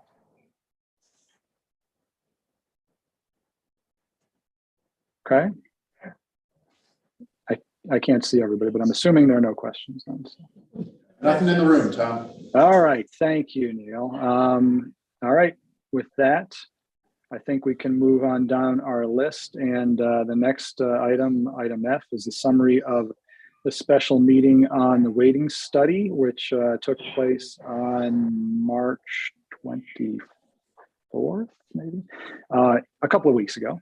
And I want to start off by thanking Neil for putting together a fantastic presentation that brought the complexities of the potential implementation of the new weights into a format that made it almost understandable for the rest of us too. So that is now posted to a special page on the SAU 70 website, all about the weighting study and all about the work that has been done at the state level to get to this point in the process, and then Neil's presentation and a video he recorded after the weighting study meeting that we had, given that there were some challenges with the audio at that point in time. So that is all online, and we'll keep tracking where the legislature is in their considerations of the study. And I think Neil pointed me earlier to some updates on that, which I did not get a chance to read through from the VSBA. So Neil, do you have some updates on where the legislation is in the process right now that you could provide? Yeah, I do. So for those folks that are looking to track things through the legislature, there's now a bill number associated with it. It's S287. It is crossed over from Senate to the House and was taken up by House Ways and Means just this week. I have not had a chance to watch the videos from the committee talks regarding this yesterday, but it is my understanding, and from looking at the draft bill language, so there's the legislature can always be a surprising place. What passed from the Senate over to the House was a focus on going with the change in pupil weights. What the House is doing right now is considering the cost equity approach. So the numbers that I saw that were shared in the committee yesterday actually are showing an even greater potential tax rate increase for Norwich using the cost equity approach than we previously thought. And the proposal that they've been discussing so far has also got a shorter implementation period. They're looking at implementing this over 3 years rather than 5. So from a Norwich perspective, we're kind of going in the wrong direction here with this. So a greater tax rate spread over a shorter period of time. But things are early. These discussions have a tendency to go every which way as it's moving through committee. So we will continue to keep an eye on it. That information has been posted, as Tom said, to the website, to the webpage on the SMU site. And we will try to continue to keep that updated as new things happen. And if folks are interested in weighing in on this, I would highly encourage you to get in touch with your legislators. So in particular, and maybe Jim will shoot me or hit me for saying this, but our legislator, Jim Maslin, our representative for this area, sits on House Ways and Means, which is the committee that is currently entertaining this bill. So if you've got some thoughts on it, Jim would be a great person to talk to. Thank you, Neil. And Jim's contact information, as well as Tim and our 3 senators, are also on that website that Neil referred to. So feel free to reach out. I can say that 2 of our senators had reached out prior to the meeting, as had Tim and Jim. Tim and Jim listened into it, so they are well aware of the concerns, but it's good to keep in touch with them as well, and they can provide us with updates too. So please do reach out if you'd like to express your concerns. Are there any questions at this point in time on the weighting study? Garrett's got a question. Sorry, Neil, could you just, I know we spent all this time explaining the pupil weighting formula, so the cost equity, could you, maybe you just say, no, I don't want you to read here, but in 2 minutes or less, so cost equity, what, people weighting now, I think we all are getting our hands around, like, it's all weighted based on the English language, poverty rate, that type of thing, but now we've cost equity, which is not really been addressed much. Right, so the short version is that cost equity would take those new weights and then use them in a different formula that would determine direct grant payments to school districts based on the weights. Okay. So rather than using the weights in the current formula that determine your education spending per equalized pupil, that calculation goes away. There's a calculation that I assume is going to happen with AOE, with those student weight numbers, but use that as a way to determine grant payments that then would be coming straight to school districts.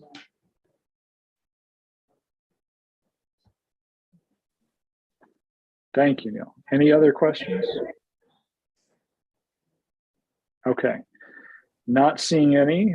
Let's move down our list. And for those attendees who are still on too, I am looking for hands raised there if they come up over the course of our topical discussions here too. So feel free to raise them if you have questions, and we'll call on you at that point. But not seeing any there either, we can move on down our list. And the next item up is G policies, GBEF and DFA on staff acceptable use and internet safety, and policy DFA on investment. DFA is just one that we annually renew, and the staff acceptable use and internet safety, I believe we've seen at the other boards as well, and this is working its way through the rest. That is my understanding. Jay, are there any other updates on this at this point? Or anyone sitting on the acceptable use agreement, Tom, the acceptable use agreement was a procedural regulation that we had in place that we were advised should be a policy. So that's why that's now going to be made policy. So, and we've seen it at least 4 or 5 times in the other boards. Yeah. And no changes to the policy DFA. This is just an annual renewal of this one as well. Okay, we will return to these shortly as we approve of them in our next section. So if no questions here, let's keep moving. Down to item H, donation from Edna, Howley, Stoiber Fund and Friends of Hanover Norwich Schools. We do have an attachment there, but Sean, are you going to be able to talk to these? I will. So the first, the Edna Howley Stoiber Children's Book Fund is an annual donation that comes our way, about the same amount each year. very generous and has used books in our library. And second, the Friends of Hanover and Norwich Schools. We had one grant funded, it was a community read that our librarian, Julie Manos, submitted for. It's a really cool idea. It's we're going to give every family a picture book, the same picture book, and activities and resources for some exploration over the summer. And then when we come back to school in the fall, that's going to be our theme at the beginning of the year, to bring us all together. Really great idea that Julie is hoping will be a yearly activity that we can do. So that's quite exciting. And that's it. Well, that's great. Thank you very much. I'm sorry, Sean, did I miss it? Did you say what book it's going to be? That has not been revealed yet. Oh, okay. Keeping us, yes. We'll look forward to that announcement later then. Thank you very much for that, and thanks for the generous gifts. Does anyone have any questions? We will turn to this next in the actions for items for action too. Okay, not seeing any. Let's move on. Oh, sorry. No questions. I just, when we get to the vote, I might suggest that we pull those two out from the consent agenda and handle them separately.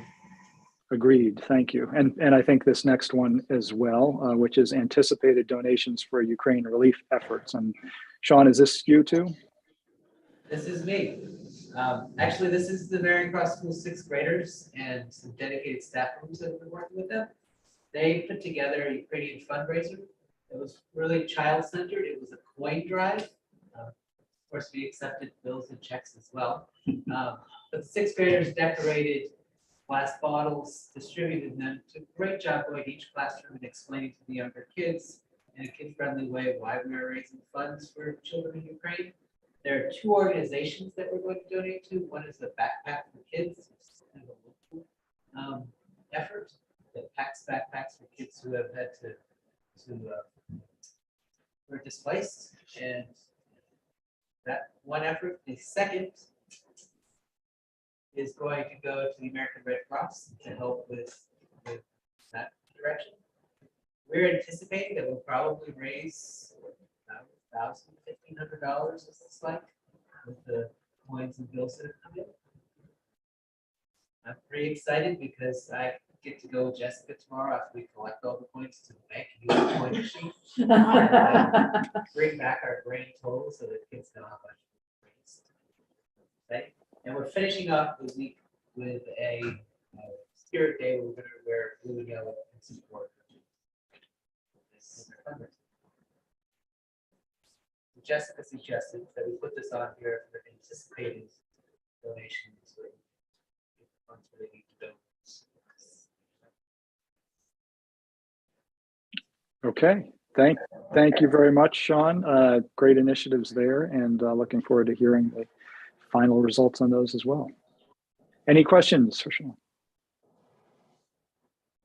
Okay, let's move into our business requiring action then. We do have it set up currently as a consent agenda, but as Neil suggested, I too would like to just consider items B through F for consent, and then let's pull out G and H if board members are willing.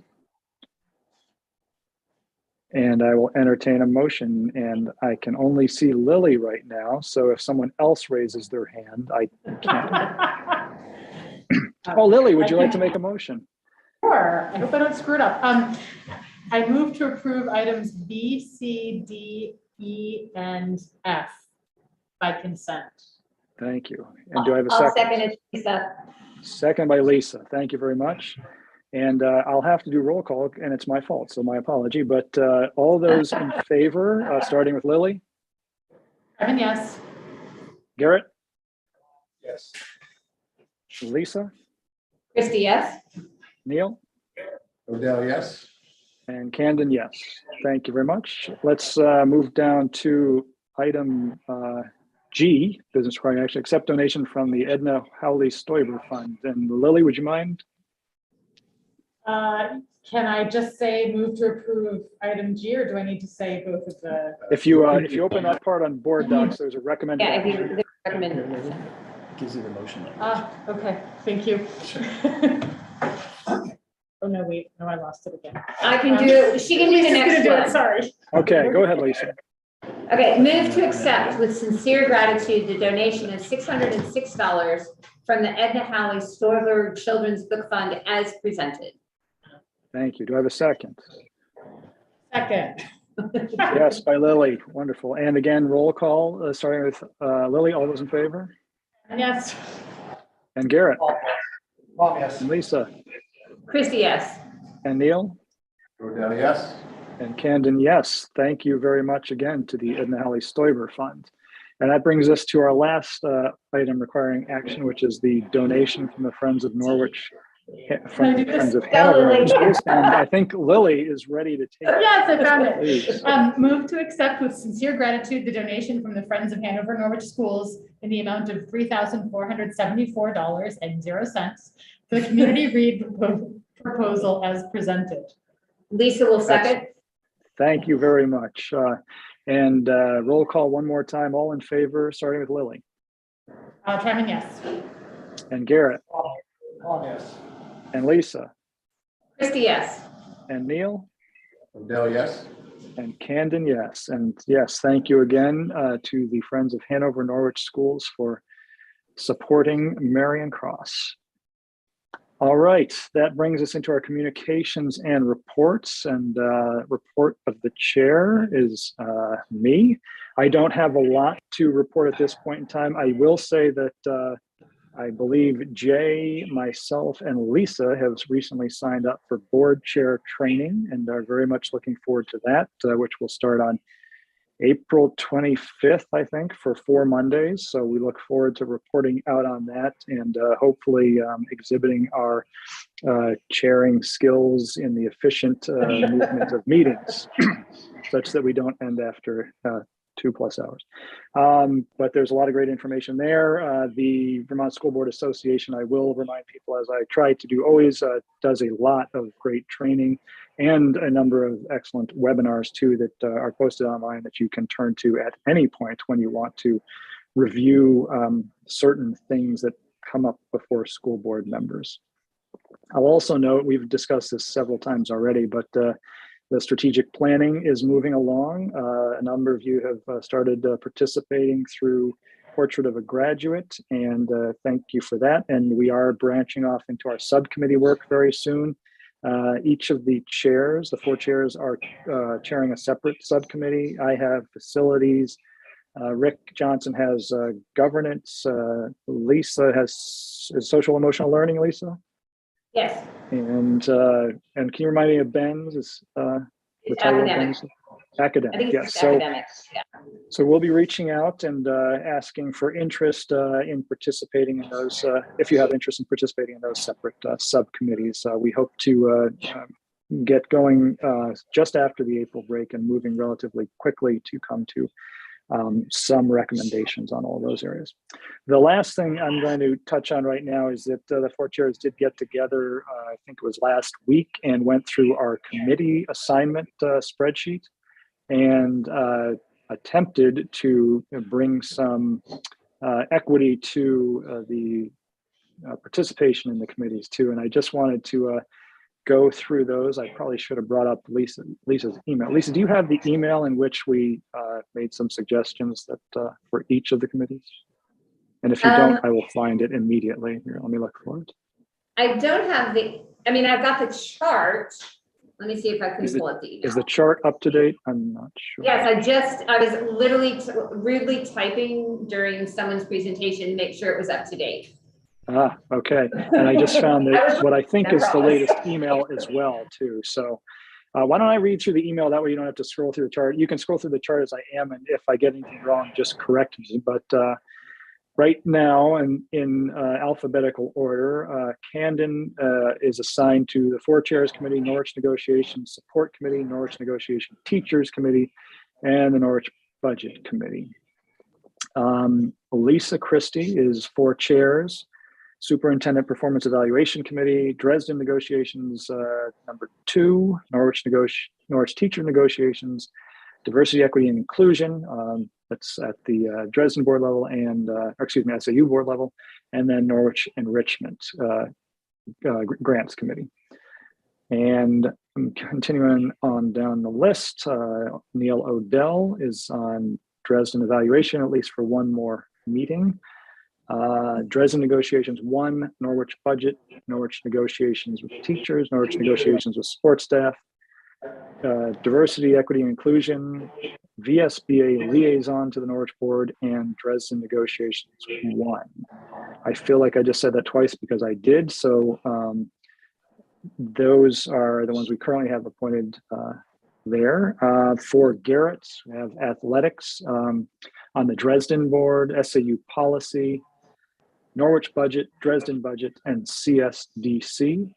And then Lily, Norwich negotiations support staff, Dresden negotiations 3. I think that is support services there, SAU budget, Superintendent Performance Evaluation Committee, and PTO liaison. And if these are new assignments to you and you would like to ask for other assignments, please let me know, and I will relay that to other board members or other chairs so we can reconsider assignments. Lisa, did that jive with what is in the spreadsheet? I think it did. I can also send a link to the spreadsheet to everyone just so that they can double check. And if you see across the bottom, we added total committees. So we're trying to make it a little more equitable.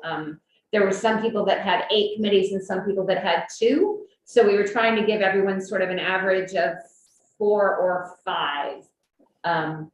And it worked for some people and it didn't work for other people. But yeah, if you have problems, let Tom know there.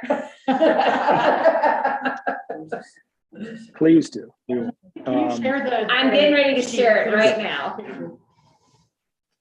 Yeah, and just to give you some background on the spreadsheet, something we put together a number of years ago. So you'll see kind of a stoplight chart on that too, which was an earlier attempt to outline the level of effort, for lack of a better word, with regard to some of these committees. Some are pretty heavy lift, like budget committees, and we also try to reference times of year when they tend to be pretty heavy lift, so that you can consider that with regard to your assignments as well.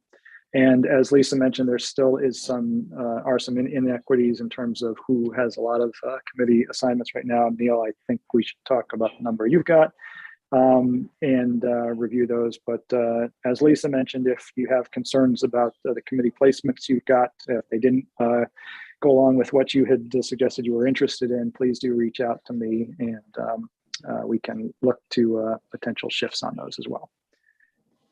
Any questions at this point on that? And thank you, Lisa, for sending along a link. It should be to everyone right now in a shareable form. Okay.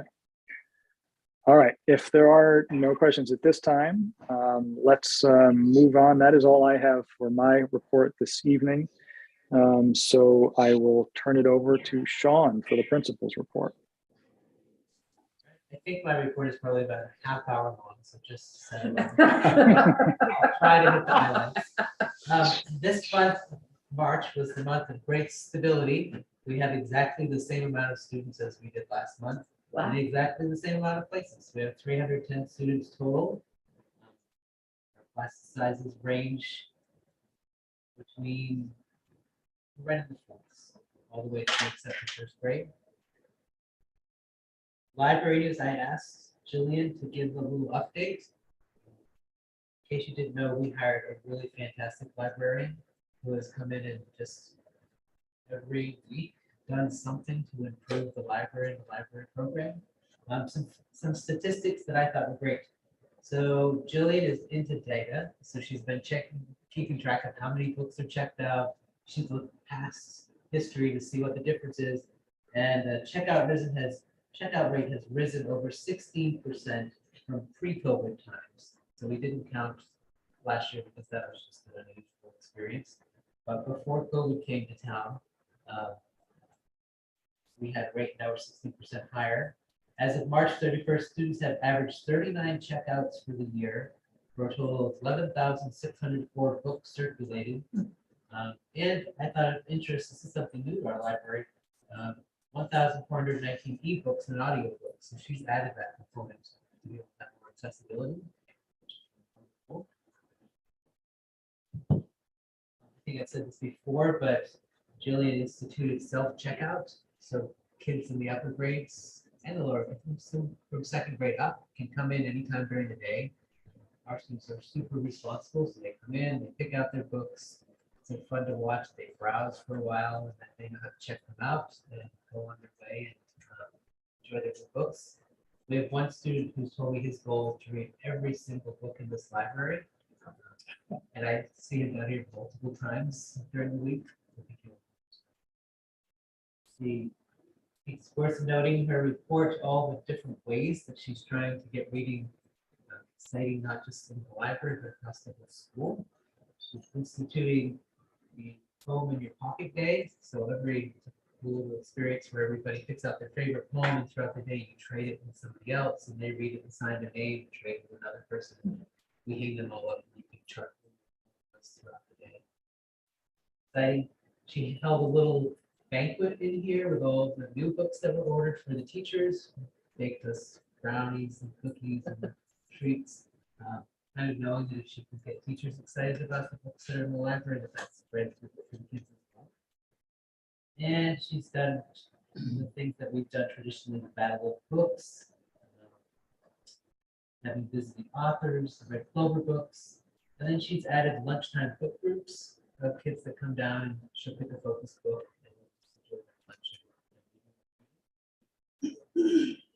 They already mentioned the whole school reads, so I'll skip over that part. Second thing to update you with, this is peak hiring season. This is when I've found that the best candidates are found. This is just before people have to sign their contracts. So anyone who's considering looking for another job, this is the time they do it, up until about 2 weeks from now, and then different approval we have. So far, we have brought recommendations to you for pre-K, 2 kindergarten positions, and a first grade position. We have sent a recommendation over today for a PE position. We have interviewed and are sending a recommendation for a math coach. We had the anticipated special ed position that we interviewed for, and we have someone waiting if that materializes. We have a 5th grade position that's been posted, and we're accepting applicants. The environmental educator position has been posted and accepting applicants. Just this week, one of those other positions and impact the 3rd grade position. So we just got that out at the posting headed over today. And we have a part-time French position that's dependent upon the schedule committee and what we determine that FTE. But we've had, I think I've had almost 3/4 of the staff involved in some way in the hiring process. And it's really great to know those perspectives come together. We attracted really great candidates at the hiring across school, and we consider ourselves fortunate. With some of my colleagues across the state, it's not the case this year on the business. Happy with our progress, and I want to give you an update on our schedule committee. We have a great group of people representative of all the different teams within the building, all the grade levels and the special features and the interventionists, the aid services. With Robin and Rhett who join us. We're really looking at what makes the best sense for kids in the schedule. What do we want for a balance for academic time, specials? What do we want for our time outdoors with kids? And really looking at what we can do with the amount of time we have and the resources, and not getting stuck in what we've always done in the past, because sometimes so we have a few things that we've agreed upon. Our new math program, Illustrative Math, recommends a 75-minute chunk. That's 60 minutes of instructional time broken up into different groupings, and then a 15-minute intervention time that we're going to use some of our current reading time as. So we've agreed that it doesn't make any sense to adopt the program and not, at least for the first year, give it what it requires. We had a very long discussion about literacy. Across the Marion Cross School, literacy instruction varies greatly. So some classes have small chunks of literacy, other classes have larger. It doesn't really sometimes make sense how that's divided out, other than what the other demands on the schedule are in different areas. So we looked at best practice. Robin helped us with this and said, best practice says that you can't give kids good literacy instruction, reading, writing, spelling, grammar, mechanics, speaking and listening in less than 120 minutes a day. So we've agreed as a committee that that is our goal for each of our classrooms, knowing that we may have to adjust things. We looked at the experience between MCS and race school students. We hear a lot, or I hear a lot, but the race school has this, that, or the other. So Lauren was nice enough to share the race school schedule with us. And actually, there's not a whole lot of difference in what the race school offers and what we offer. But it's really helpful for us to think about balance and think about kids feeding into the same middle, same high school, to try to keep that experience similar. We've been using that, and one of the things we're recommending is that across the board at the race school, specials are 45 minutes. So right now, at the Mary Crossville, some specials are an hour, some are half an hour, some are spread across 20 minutes in chunks. It makes a lot of transitions for kids and a lot of little tiny blocks of time for teachers trying to do math and reading. So we decided as a group, we're going to go with a 45-minute block and see how that works for us. And then we also looked at language instruction, thinking about we want to get that equitable experience as we go through, and we're going to align our language instruction more to what the race school does. So we have a similar experience. Hence the hesitation yet to advertise that. So I think this is exciting. It's one of my favorite times during the month when this group meets and really thinks about education and kids and what we want to give kids at the Mary Cross School. We have so many resources. Sometimes if you have try to pack so much in, it negates other things you can do. So I really appreciate this committee, and we hope that by the time we leave for summer vacation, we can all leave with a schedule and an agreement on it. Back next year ready to go.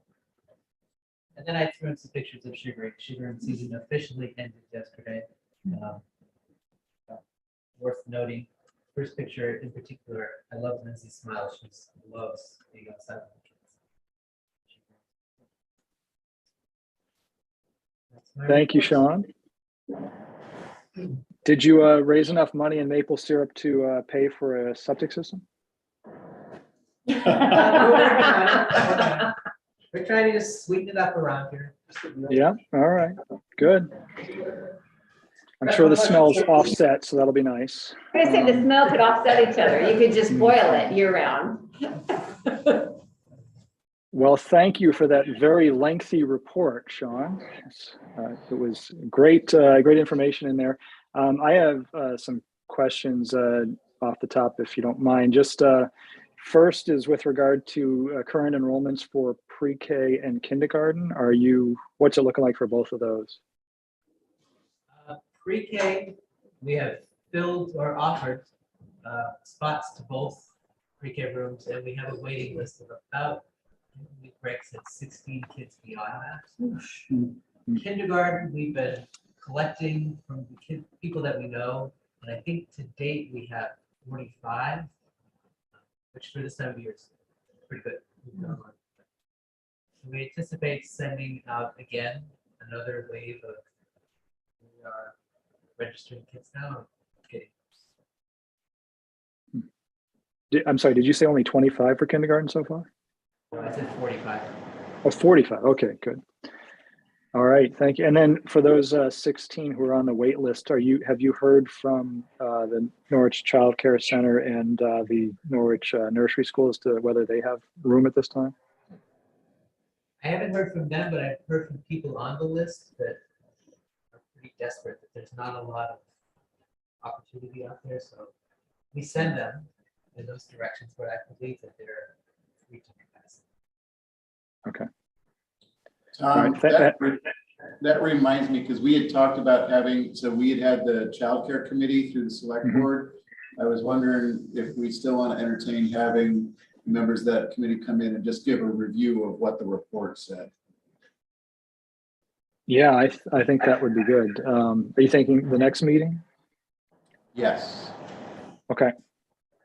Yes, let's coordinate on that, and I'll try to send a reminder and to Ryan J for our next agenda planning meeting. But if you can remember too, that would be two of us working to remember that. Sean, I had one more question with regard to the scheduling, and these look like some great recommendations and great work to come to alignment on a lot of the different programs and areas. What is it going to take to come to resolution on those? Is this, when are you going to decide that and how? Yeah, so we've made a lot of progress from the beginning, just in the group sitting down and talking about what we wanted for our goals and getting this far. I anticipate that by mid-May, we will have agreed on what we want, and then the process will just be taking that and putting it into the schedule, which is much easier than our debates. I would say mid-May, we'll start crafting the actual schedule, and that will only take a week. Okay, thank you. Does anyone else have questions for Sean at this point? Just a quick one. So literacy development, is that ELA? It is. And then second question, so 120 minutes, when you said that there's a range, I mean, we're talking like anywhere between, there's currently 90 to 120 minutes or somewhere getting 60. And then the second question is, so the illustrative math program is basically the new curriculum that Robin reported on. And I think you guys are, and then is there going to be a similar kind of curriculum development for ELA? Because it's not, we get the time now. Yeah, it's like, what are they? So I've always noticed, right, it's kind of a few mine, but the ELA figures are always below the math in our school. There's one consistent thing here is that our kids come out killing math, but it's my 3 can't write stuff. Yeah, those are great questions. So your first question about time in different places. We have some places in our school, well, example, 5th and 6th grade, they get a 45-minute ELA block. So within that block, they have to fit reading, writing, grammar mechanics, listening skills in that one piece. This is huge. Yeah. There's some grades, some of the lower grades that spend about an hour on literacy. There are a couple that have chunks. So right now we run again with quote. Lauren at the grade school, Robin and I have talked about literacy being our next curriculum piece. We don't want to jump in too quick because we've got the math part. So we're doing some pilots. The grade school has a couple of programs for piloting. We have a couple that we're going to try over here. Our first attempt is going to be let's dedicate the time, see what we can do that we haven't been able to, and then look at their best approach that we want to do. I think one shout out for Robin, she's been really great about bringing the grade school and Veritas together, saying it makes sense for us to work together, give kids a similar experience. This is great. It sounds like it's moving in the right direction and definitely addressing something personal. So it sounds awesome. Before we go further, it's getting a little hard to hear you, Sean. It's coming in now. I don't know if it's just because you're further from the owl, but if there are other questions, if you could move closer to the owl, that'd be helpful for those of us online. Are there any other questions for Sean at this point? Nothing in the room, Okay. Tom. All right. Maybe just testing out the owl. I'll say that one thing about the schedule that's been great is that the Agency of Education gave all Vermont schools free access to software for building your schedule, which came with free professional development. And our schedule team went to 2 of those professional development times now. That's just been instrumental in showing what best practice in elementary school scheduling is, and then taking that and having the software plug things in so you're not creating the whole thing, which has been helpful. How was that for volume? I think it was better, but my wife's dog is barking in the background now, so it's, Anya says better, so yes, it was better. His dog is really well behaved. That's right. Yes. She's my dog when she's not barking. No, Anya said it was better, so thank you for that test run there, Sean. Other questions? Okay, not seeing or hearing any. Let's move on to our Assistant Superintendent's report, and Robin Steiner is here online with us. So Robin. Hello, everyone. So I thought I'd begin with a COVID update. I know that hasn't been my usual thing recently, but I wanted to let you know that cases are remaining steady at a very low level. Generally, we're seeing 0 to 1 cases per day at Marion Cross School. So that's all good news continuing. I have an update about an additional grant we received from the AOE. We applied for a grant based on our vaccination rates. And because we have such high vaccination rates at Marion Cross School, we had, I think at that point, 89.3% vaccination rate. So we received an almost $4,000 grant from the state that we can spend on basically whatever we want. There are no restrictions to the grant. So we're looking at helping out with some of the playground equipment. So that will be exciting. And we're happy that we're able to do that. And I've also started working on all of the other Vermont grants. So I've been working most recently on the latest ESSER grant, and then all of the new title grants will be coming out as well. So I'll be working on those.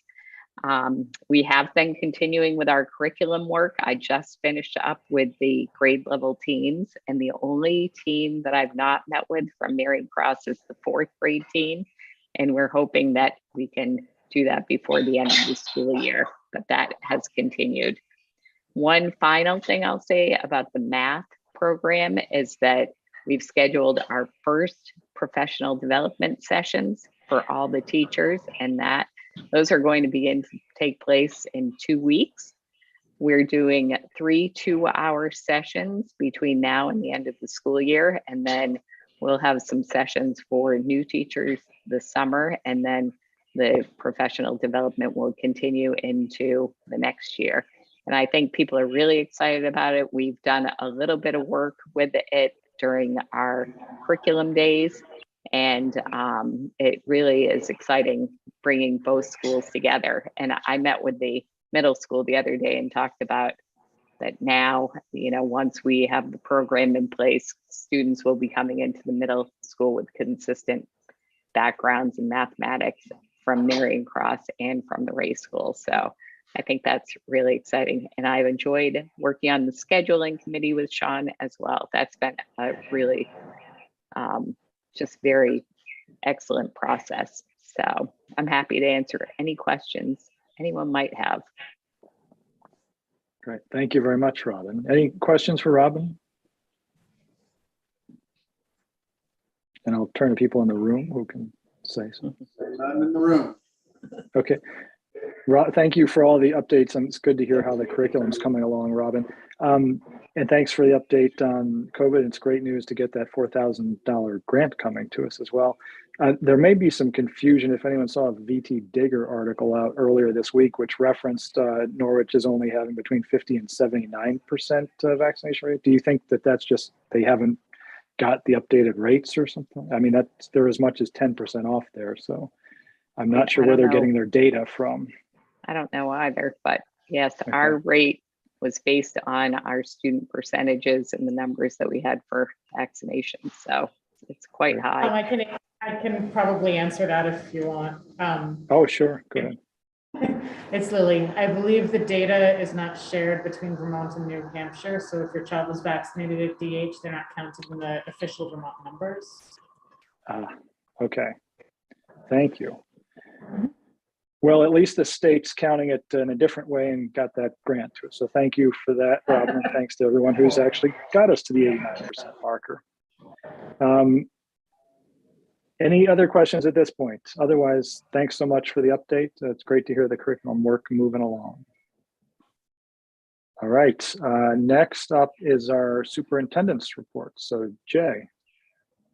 Thanks, Tom. Tom alluded earlier to strategic planning, and I wanted to give a little bit more of an update about what's been going on. We have sort of two prongs of this process that are underway right now. One of which is the development of our vision, which is focused on a portrait of a graduate, and that needs to be extended to for us to be thinking about what do we want for our students as they leave Marion Cross and go on to middle school, and what do we then hope for students in the transition from middle to high, and then ultimately from high school to whatever they do after high school. And we've had now several sessions with the steering committee, and then now we've had two with a more broad-based, what we call the design team, which is folks that we've invited from different stakeholder groups in the community who have been helping us with the guidance of Battelle for Kids to develop this portrait of a graduate. So at our last meeting, actually at the first meeting, we talked about sort of the changing landscape for education. It was a very future-focused look at changes in technology, changes in the way people are acquiring information, and what those implications are for students as they work through school systems that have really resisted change for a century or so. And it sort of shook people up a little bit. It's kind of a frightening thought when you see all the mechanization of processes that were typically the domain of human beings. And there's the thought that, like, where's the humanity in all this? And the second meeting was about then talking about what are our aspirations for our kids and what are the competencies that we hope that they acquire while they're with us. So given the fact that we sort of had this future shock presentation, it doesn't surprise me too much that our group came up with the following as their sort of top priorities for kids. Critical thinking came in first, empathy second, collaboration, followed by curiosity, adaptability, communication, and then environmental awareness. So we were really choosing from a pretty lengthy list of potential competencies and attempted by consensus with groups to then also come up with sort of group focused priorities. And we're still tabulating the group results, but it looks like it's coming down to critical thinking and empathy as being top of the list for 5 of the groups. Curiosity was top of the list for 4 of the groups. And it goes from there to adaptability, collaboration, and innovation. So there's an interesting spread there, but it's interesting to us that we're seeing critical thinking and empathy being 2 of the most valued attributes that we're hoping to base our system around. So while that's happening, we talked before about the fact that we sidetracked this process a little over 2 years ago, and we're bringing it back with a greater sense of urgency. So at the same time we're working on the visioning, we're also embarking on the actual technical aspects of planning. So to that end, each of the board chairs has agreed to spearhead a subcommittee in the areas of academics, and then student support, operations and systems, and facilities. And so Ben Keeney's heading up academics, and he's going to be working with Robin as his partner administratively. And then Lisa's taking on student support and social emotional learning with Rhett Derrick as her administrative partner. I'm working with Rick Johnson on systems and operations, and Jamie will be working with Tom to look forward for our facilities. So that's where things stand. And those subcommittees are just now forming. We're deciding what expertise we need to seek from within our organization and also within the community. And we are anticipating beginning those meetings when we return from break after the 18th. So my sort of aspiration is to have an outline, have the key goals identified for each group before school's out, so in June. So it's going to be a lot of work, but we've been talking about this for a long time, thinking about it for a long time, and I think people are ready to actually roll up their sleeves and get it done. So I am excited about it. So I also wanted to mention tonight something that's just on my mind. It's, I guess, by way of therapy. I came here 5 years ago because I was in a district that was required a lot. And not to say I ever imagined this would be easier, but I worked in a district where the social and economic challenges were so great that it was every day was a struggle for a lot of our families, kids, and for the people that served them. And yesterday, there was a school shooting in the high school that I helped to form right before I left. And it's the first time we've had a shooting in the school. We've had gangs in our school district that was a real problem for our youth. There was youth violence in the community, but we managed to really work really hard to keep violence out of our buildings. And I spent a lot of time on the phone yesterday with my successor, who had been my CFO, and with a member of the community who I've worked with for many years in nonviolence initiatives. And it was a sad day, and it reminded me of something I feel like I left behind, but it also reminded me that we can never take student safety for granted. And as much as we hope that it never happens, sometimes things like that do happen. And one thing that Brian Polito, the superintendent, and Irina mentioned to me after we spoke was that the systems that were in place worked the way they were supposed to. And what could have been a much worse tragedy resulted in no loss of life, which was amazing, given the fact that a 9th grade student discharged 8 rounds from a 9mm pistol in attempting to shoot someone. And feel horrible that the staff, it's just bad, students saw that. Sorry, it's just on my mind, so I'd share it, just kind of as a way to recognize just how lucky I feel that we don't have quite those sorts of challenges, but I never want us to think that it can't happen. And we need to make sure that we're keeping our kids safe too. That's my report.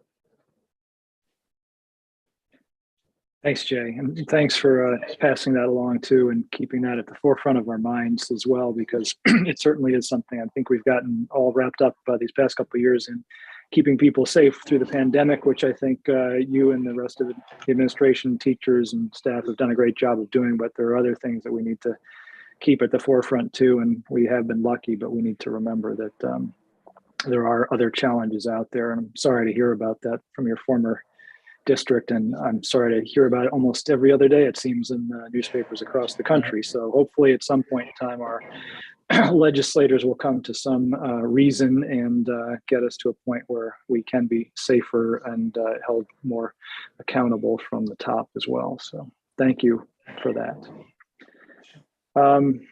Jamie, Business Administrator's Report. Yeah, and thanks for sharing that, Jay. It is very important. Yeah, a lot of folks in New Hampshire think that it can't happen in the community, and it's happened in our communities, and we need to remember that you know, everybody can have a bad day. So be prepared. We've posted the audits. It's finalized. Yay! All 4 of them finally. It was a struggle getting legal letters out of the lawyers' offices this year. They're very busy, kind of shorthanded. We had to kind of, you know, pester them to get the letters. They will not release an audit without the legal letters on file. So Norwich came out, you know, in a good shape based on what we had projected as a surplus. We actually received more reimbursement after the last quarter on the special education, the SEER report. I never remember what it all stands for. Special education expense report, right? So that's where all of the costs in the special education section of our school district, the reimbursables, we file 3 times a year a report, and we get 56%-ish back. They actually do a finalization on the percentage that's reimbursed, usually like in July, because it has to be voted on in May or June. And so sometimes we end up with more money at the end of the fiscal year than we had initially thought would come. So The audit's very long. Please take the time to look it over, and for the general public as well. If you have any questions, please email them to me or Jay, and we'll get back to you. I think the most important pieces that are the easiest for folks to take a look at are on page 51, 2, and 3. They're your schedules. These schedules align more with what we report to you because they're not combined asset sheets or combined financials. For governmental accounting, they have to do combined financials, and so you look at all the stuff before these pages, and it will not line up with our reports that we give. But the reports and schedule in the back side of this audit, this schedules 1, 2, 3, 4, 5, I think you have that. Those really line up with what we were reporting and or projecting. So the first one is your major general fund, and it's schedule of estimated and actual revenues. We ended up with a positive variance in revenues, $92,432 over what we had projected. Again, some of that's your special education reimbursement. It's $75,000 there, and miscellaneous, which were reimbursables as well. So Schedule 2 shows you an overview of your appropriations and expenditures. Again, you know, due to a lot of the COVID challenges that we faced with running the school district in the 2021 school year, we had a surplus of expenditures in the amount of $285,754, very last column there. And then you have encumbrances from prior year that they carried over. So they're just showing you, where we stood on those. And so those are usually, end of year purchase orders or purchase orders that are usually May, maybe haven't cleared by June. You carry them over in the next year. They're fine. Schedule 3 just shows you the whole change in the unassigned fund balance. Remember that this is a 2-year lag in Vermont. It's a little different when you look at it in New Hampshire. It's a 1 year, it's like an actual.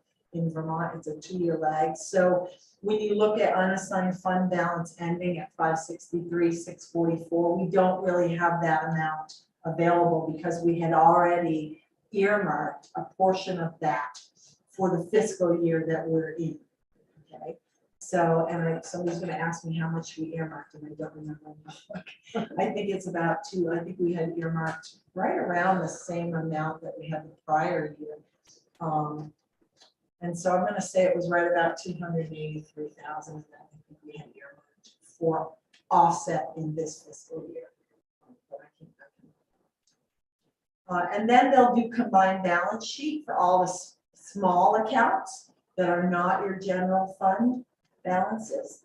And so you have 5 of them going on right now, which is kind of funny because they showed the HVAC project, even though that was money in, money out. Right? It was exactly what we spent came in.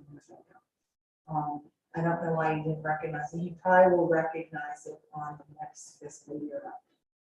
So food service, we have a fund balance here, special gifts, we have a fund balance, Medicaid, we have a large fund balance because we haven't used any of that offset. We did not draw out any of the money as offset last year because we didn't need it to offset expenditure. We will be drawing some of that out this year because we added the extra FTEs that were unbudgeted. And right now we're in a negative position on our salaries. So we'll pull most of that out this year, probably. And then the cable drop project, that's in a negative position showing there. And that's just because we started for it and put a deposit on it before the fiscal year opened. So that'll wash out in the next fiscal year. And then if you go to the very last page, it's just another recap of that, combining the revenues against the expenditures and showing the actual change in the fund balance. And that's where they show the HVAC project because they're netting it against itself. And that's the monies we got from Efficiency Vermont for the air handlers. That has been reopened. We're waiting for it to post. We're gonna go after the other additional funding to do 4 more. So that's still on the table. We'll see what happens. I think there's 10 or 12 million. So the other document that is posted, and it's not posted for, we can discuss it. But per the instructions coming from your auditors, this is a document that is for the governance board of the entity. A lot of times they don't share this in its entirety because, as you will notice, they go through and they send recommendations for us to possibly change our process or procedure. We had a food service fund comment that we would share with everybody about the, this is a posting that we neglected to do on our balance sheet. And we normally do it at the end of the fiscal year. They really feel that we should be doing it monthly. You know, we had some challenges in the finance office last year with some outages towards the end of the year, and some other things going on. So, but we understand that it really needs to be done monthly, and we'll be sure we start doing that. We're also looking at maybe a different type of food service software for the 22-23 year, in line with potentially NSLP. And then the other one has to do with IT policies and procedures. I am not going to read that to the general public. Some of it has to do with risk, okay? And so that is for the board to know, and that I can say to the general public that we have been embarking on technology upgrades and policies that we're putting in place that really answers any concern that the auditors might have had in this area. We've made some payroll system. We had a payroll system change, and we've done a process change. We had an employee who started, we issue letters of intent early in the year for the next year out. So one of our employees got a letter of intent issued in May. It was May last time, 2 years ago. And then when they got here, their schedule changed. And so their schedule, I think, went up in hours. And in the system, their schedule went down in hours. So in the system, because we smooth payrolls, which means that we take somebody's basically base amount that we expect them to earn, and we divide it by the number of pays for the fiscal year so that they get the same paycheck every time. That way, when we have all these breaks, people don't go without pay. And so because of this, it's called smoothing. Because of the smoothing that we do, when the folks were putting their time in our time management system, the time management system was still set up to think that they were working 30 hours, not 20 hours. So we neglected to pay them their extra hours each time the pay period went by. So we issued them a check for the amount of money that we owed them, and they didn't realize it either. So we have changed the process there so that that should not happen again. And our apologies to that employee that they've been in for. And it wasn't a huge amount of money.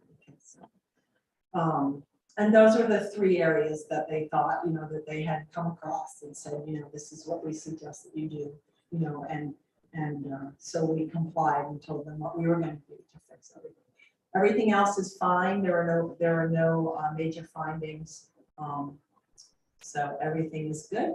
And again, if you want to look through all the bulk of the rest of the audit, there are notes to the financial statement, which talk about your loan payments, which are almost done. Some of the assets that we have that we're still sitting on, the capital assets, which was basically when you got the lump sum money when we did the renovations, and then basically it's the dollar amount that we show that comes off of tax money for assessment. It's a revenue. Talks about the retirement, the OPEB, which I think you've heard about a lot on the Dresden board. Other post-economic benefits, post-employment benefits. We do have them here too because of our union agreements. So they will show on here, and it will make it look as if that your assets are lower than what they are because you have this liability hanging out there. but it's a liability that we have to recognize that comes off of the Vermont State Retirement Fund. It's our portion of what they changed that years ago. It messed up everybody in every state. So other than that, it's pretty good. Take a look. If there's anything you don't understand and you have questions on, please reach out. Thank you very much. Yeah, other than that, I think everything's moving along fine. Other than that, good. Well, that's great. Thanks for all the work that you put into that. It's an extraordinary amount. I understand, especially with everything else going on as well. So thank you. It's my team, Tom. It's a It's team well, effort. when I said you, that was the, yes, the royal you. But thank you personally and pass along to the team for that as well. Let's move on to the committee reports. I don't think there are many tonight. I can report very briefly that we are still in negotiations with the Teachers Association. We've gone to legalist questions on some language. We're hoping to get that back soon and then meet with the teachers. I have to reach out probably sometime after the break at this point. And with the support staff, we are hoping to finalize soon, but don't have an update on that quite yet. Certainly hope to have have it by the May meeting. Other than that, the only other committee I think that is able to report is enrichment grants. I know that Anya White reached out as the teacher representative to our board reps, Lily and Lisa, for that committee. And have they been able to schedule that, Lisa and Lily? Yeah, Lily and we both got the information and it's later this month. I can't remember when. 19th? 19th of April. Okay, great. Well, thank you for that. I don't think there are other committee updates at this point, but correct me if I'm wrong. Anyone there? All right. With that, we have entered into hour 3 this evening. So we do have need for executive session, and I think we can get through it relatively quickly, but let's proceed there, and I will entertain a motion to take us there. I'll do it. Okay. Motion to enter into executive session at 8:59 p.m. in accordance with Title I, Section 313 for the purpose of discussing personnel. I think Ryan's just trying to stick it to me with this new time entry here, but that's fine. That's fine. Do we have a second? Second. Seconded by Lily, and roll call. I see Lisa first. All those in favor? Christy, yes. Lily? Oh, yes. Tremin, yes. Paul, yes. And Cannon, yes. Okay, thank you very much. I sent Neil a Zoom link for the executive session. If you wouldn't mind zooming me in, I'll join you in the classroom soon. Robin, thank you very much. Have a good night. Thank you. See you. Unless you wanted to join the executive session, it's up to you. It's all right. Okay, we'll update you later. Okay. Night. See you. Bye. And for those of you online, we will return to this link after the executive session.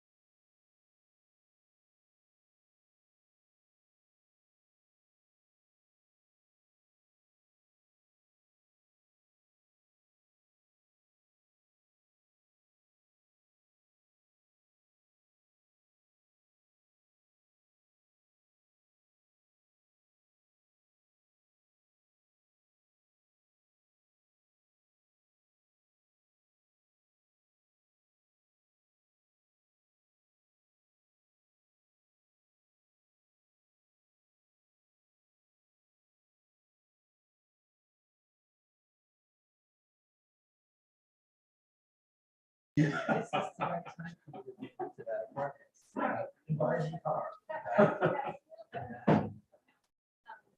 It's only 4% interest.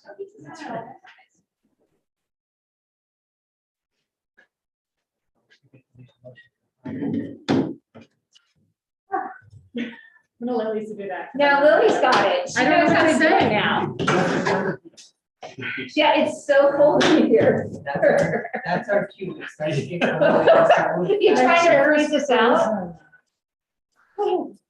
Okay, are we all seated and ready to move on? Yes, we're all here.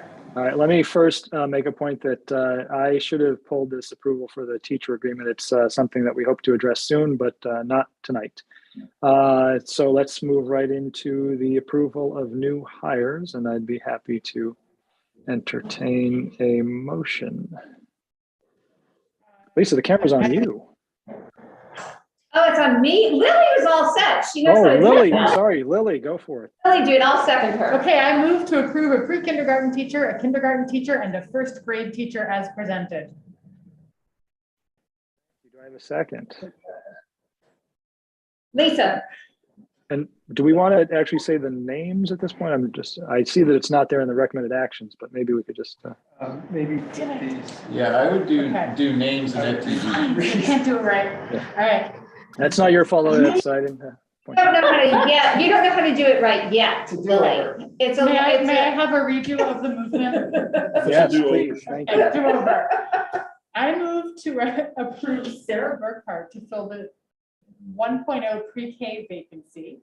I move to approve hiring Catherine Fritchie as a 1.0 kindergarten teacher to replace Ashley Morris, and I move to approve hiring Sarah Reinheimer as a 1.0 first grade teacher to replace Ginny Moore. Thank you. Lisa will Do I have a second that. Lisa seconds Okay. that. Thank you very much. And roll call. I see all those in favor. Lily, Tryman, yes. Garrett, Yes. Lisa, Christie, yes. Neil, No, yes. and Camden, yes. Thank you very much. That moves us into well, we first welcome all those teachers. Looking forward to having them join us over the summer into the next academic year. Thanks to everybody who is on the hiring committees there too. So I know a lot of work went behind that, and is looking forward to welcoming them to MCS. With that, we can head into our adjournment phase of the meeting. Agenda topics for the next meeting. We've got a couple that are already on the list. If anyone has more, do email them to me, Jay and Ryan. And I would be happy to entertain a motion to adjourn and thank our two attendees who are diehards, Linda and Patrick at 9:31. Thanks for sticking with us tonight. Motion to adjourn? Lily. Oh, Lily. Yes, I move to adjourn the meeting at 9:32 p.m. Thank you. Seconded by Lisa. Lisa, and all those in favor, Lily. I mean, yes. Garrett. Yes. Lisa. Christie, yes. Neil. No, yes. Cannon, yes, and thank you for all bearing with me from afar here via Zoom. Have a good night, everyone. Hey,